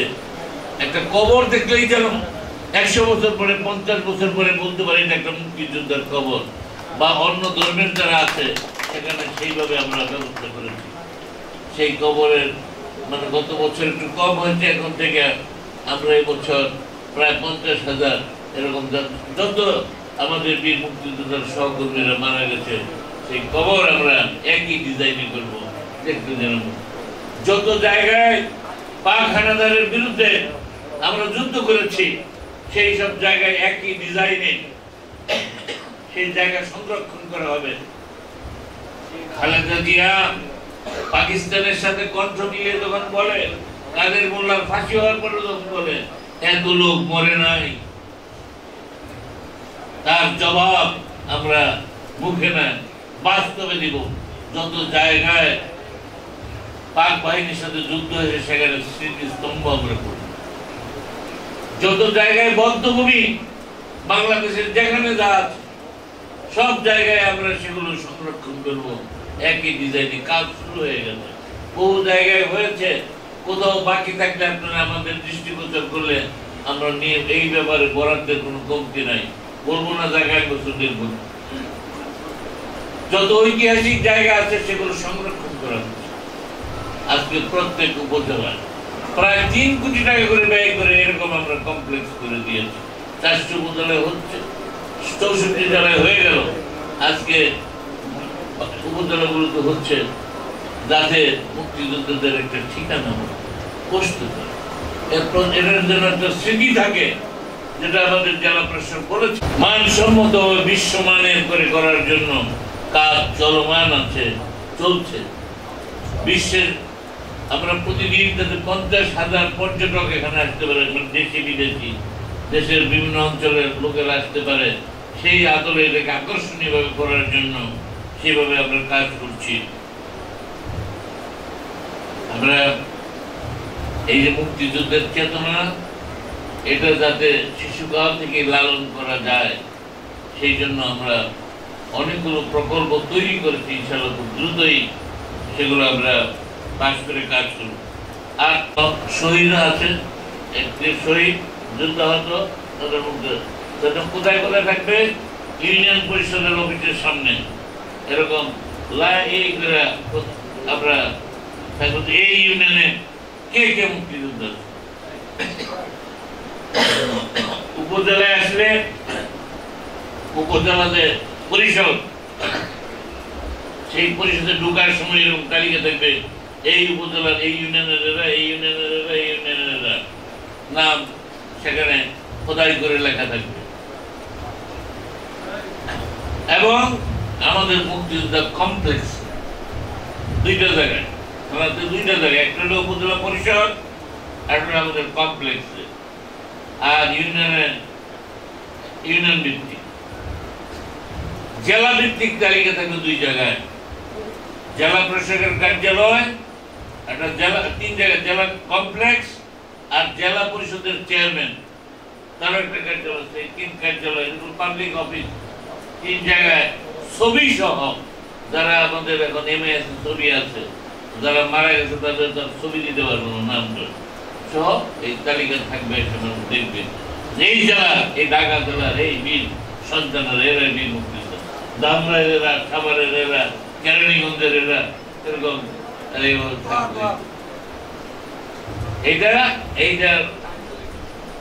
এই কাজটা এখন MIS হওয়ার পরেই আমরা এই কাজে হাত দিব। এবং ভোটার লিস্ট হবে, ইলেকশনও ইনশাআল্লাহ হবে। স্বাক্ষর করে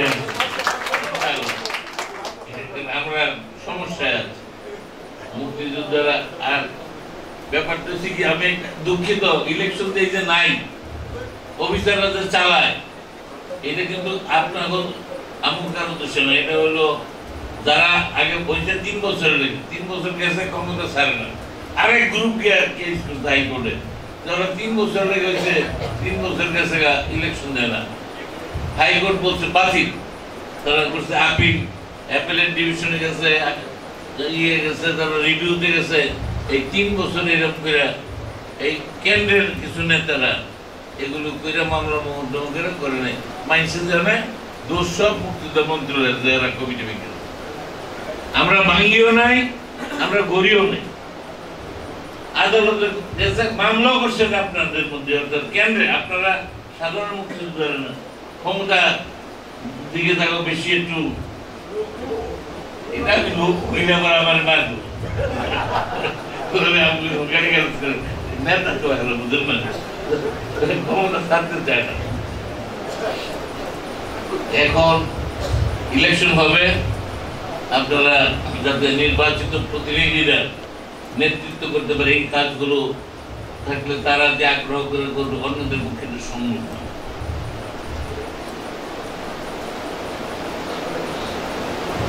কাটাবনে আবার মহানগরের কমান্ডার সাহেব বললেন কাটাবনের জায়গা আছে, স্যার আমরা কাটাবন থাকে মানুষ একজনে দখল করে থাকবে, একজনের লেগে তো সকলের সম্পদ নিবে কেউ না, সেখানে আমরা একটা কমপ্লেক্স করে দেব, উদ্ধার করুন। চাইলে এটা আমাকে মুখে বলছে, কাগজও একটা দরকার চলছে, পুরো ঠিকানা দেয় না। এখানে মহানগরের কমান্ডার আছে, জেলার কমান্ডার আছে, আপনাকে সাক্ষী রেখে অনুভব করলাম, ঠিকানা দেন, আমরা ডাকবো, যে দহলে আছে উদ্ধার করার চেষ্টা করবো। 10 জনের সম্পত্তি একজনে খাবে, পাকিস্তানিকেও লাইতে খেতে দিতে পারছি, আর এখানে একজনে আমাকে ব্যাংকের হক মেরে খেলবো, এটা হয় হতে পারে? আমরা কি মেরুদণ্ডহীন? টের পাইছে আইয়ুব খান তার ফ্রেন্ডস ক্লাব মাস্টার একটা কথা বলছিল যে বাঙালিরা হলো বেতুল, বাঙালি ভাত খায়, এরা হলো বিজে, মানে বাইরে গেল, মানে সাইজে ছোট, এরা নন মার্শাল রেস, অর্থাৎ এরা যুদ্ধ করতে জানে না। এই জন্য আমাকে 7 ভাগ আছে, ওরা 93 ভাগ, মানে আমরা যুদ্ধ করতে পারি না। টের পাইছে আইয়ুব খানের লোকেরা কি টের পেয়ে গেছে? নাক দিয়ে গেছে দুনিয়ার ইতিহাসে এত বেশি সংখ্যক সৈন্যরা নাক দিয়া যায় না, কিন্তু পাকিস্তানিরা গেছে হুঙ্কার মারছিল, আমরা নাকি আমরা যুদ্ধ যাই, জানি কি বেটা জানি না, টের পেয়ে গেছে। আর আইয়ুব খান যা যা বলে গেছিল ওখানে কিছু এই মৌলবী আছে, হেরা এই কথা কই, ব্রিটিশ আমলে কইছে ইংরেজি হিংলে ইসলাম যাবে না, স্যার সৈয়দ আহমদ এগুলো জানা, এটা মিশা কথা বলছে। তারপরে মুসলমানরা ইংরেজি বলা শুরু, ভাষা আন্দোলন যখন কয় এটা হিন্দু ভাষা, বিধর্মীয় ভাষা, এইটা যদি বাংলা যদি রাষ্ট্রভাষা হয় তাহলে ইসলাম ধর্ম দেব না, বাংলাও রাষ্ট্রভাষা, ইসলাম গেছে গা। 54 সালে কইছিল নৌকায় ভোট দিলে, যুক্তফ্রন্টে ভোট দিলে বউ তালাক হয়ে যাবে, কেউ বউ তালাক হয়ে যাবে, আমি দিই না, আমার বাইরে দিচ্ছি ভোট যুক্তফ্রন্টে, আমার বাপ তো ছেড়ে দিচ্ছে, আপনি তো পাই লাগে পাই নেই ভোট, আপনি চাই 70 সালেও হয়েছে, এইটা পাইছি। এবং আমাদের মা বোনদের সম্বন্ধে বলছিল এটা গণিমতের মাল, এবার রেপ করলে এদের উপর পাশবিক অত্যাচার করে জায়েজ, নাউজুবিল্লাহ মিন জালিক। কত বড় তারা মিথ্যাচার ধর্মের নামে, এই পাষণ্ডরা, ধর্ম ব্যবসায়ীর এই পশুরা ইসলাম ধর্মকে কলঙ্কিত করেছে, আমাদের মহান ধর্ম ইসলাম তাকে কলঙ্কিত করেছে মিথ্যাচার। আজকেও আবার বঙ্গবন্ধুর বাস করতে পারলে জিয়ারটা করে, জিয়ারও বাস করতে এটা করে বঙ্গবন্ধুর ফেলে। আমি বলেছি এই দেশের প্রায় 33টার মতো মুসলিম অধ্যুষিত মেজরিটি মুসলমান, এরকম 33টা 34টা রাষ্ট্র আছে, 3টা আছে ইসলামিক রাষ্ট্র, পাকিস্তান হ্যাঁ বাস করতেছে, জিন্নার সাহেব আছে, বেনজির ভুট্টোর আছে, আফগানিস্তান একটা ইসলামিক রাষ্ট্র, হেন আছে ইরান একটা ইসলামিক রাষ্ট্র, হেন খোমেনিরা ছবি আছে আপনার প্রায় আকাশ হইত খোমেনির এরকম চারতলার সমান, বুঝছেন? এইটা দোষ নাই। আর মুসলিম অধ্যুষিত দেশ তুরস্ক বলেন, ইন্দোনেশিয়া বলেন, মালয়েশিয়া বলেন, এর আগমত সেখানে মুসলমান মেজরিটি সব দেশে আছে, সেখানে থাকলে দোষ নাই। শেখ মুজিবের ছবি থাকলে দোষ। এই যে তারা এই ফতোয়া দিচ্ছে, মানুষগুলি কিরকম দেখতেছেন, টের পাইতেছেন, বাড়িতেছে কিছু আমার না। এই কুলাঙ্গাররা ধর্ম ব্যবসা ধর্মের নাম ব্যবহার করে মানুষকে বিভ্রান্ত করেছে যুগে যুগে। খোলাফায়ে রাশিদিনের 4 জন খলিফার মধ্যে 3 জন খলিফাকে হত্যা করা হয়েছিল ইসলাম রক্ষার নামে। প্রত্যেক খলিফাকে মেরে কয় যে ইসলামকে রক্ষা করবে, এবং সে মুসলমানরা মারছে, কোনো মানে বিজাতীয়রা কিন্তু তখন মারেনি। খলিফাকে মারছিল কেটা? মুসলমান নামদারিরা। ইসলাম রক্ষা না, খেলাফত অর্থাৎ রাষ্ট্রীয় ক্ষমতা দখলের জন্য। এখনো এই রাষ্ট্রীয় ক্ষমতা দখল করতে চায় এই বদমাইশরা, চায় রাষ্ট্রীয় ক্ষমতা দখল। ওই যে কয় না পিপিলিকার মানে কি বাঘ বোঝায় পরিবার করে, ওই যে উলুবুগায় বাঘ বোঝায় মরিবার করে, বাঘ বোঝায় গেছে গা। ওখানে আগুনে পুড়ে মরতেছে, বেশি উঠলে দেখেন না আগুন দেখলে দৌড় মারার গিয়ে পুড়ে মরে। তো ওরা ওদের জন্য এইগুলি রয়েছে। যাই হোক, আমি কথা বাড়াতে চাই না, অনেকক্ষণ হয়ে গেছে। আমি মুক্তিযোদ্ধাদের প্রতি আন্তরিক মাননীয় প্রধানমন্ত্রীর পক্ষ থেকে আপনাদের আন্তরিক শুভেচ্ছা জানিয়ে, এবং এটা মুজিব শতবর্ষ, আমাদের মহান নেতার 100 বছর চলছে, একই সাথে স্বাধীনতার 50 বছর সুবর্ণ জয়ন্তী। আমরা দেখি আমরা যাতে এই প্যান্ডামিকের কারণে, কোভিড-19-এর কারণে আমরা ঠিক মতো পালন করতে পারি নাই। আমরা চেষ্টা করছি অনেকগুলো প্রকল্প নিয়ে, মানে যাতে আমরা খুব মর্যাদার সাথে এই 50 বছর পালন করতে পারি, স্বাধীনতার 50 বছর। সেই জন্য আপনাদের এবং সর্বস্তরের মানুষের সহযোগিতা কামনা করে আমার বক্তব্য শেষ করছি। আল্লাহ হাফেজ। জয় বাংলা, জয় বঙ্গবন্ধু, জয় হোক বীর মুক্তিযোদ্ধা, জয় শেখ হাসিনা।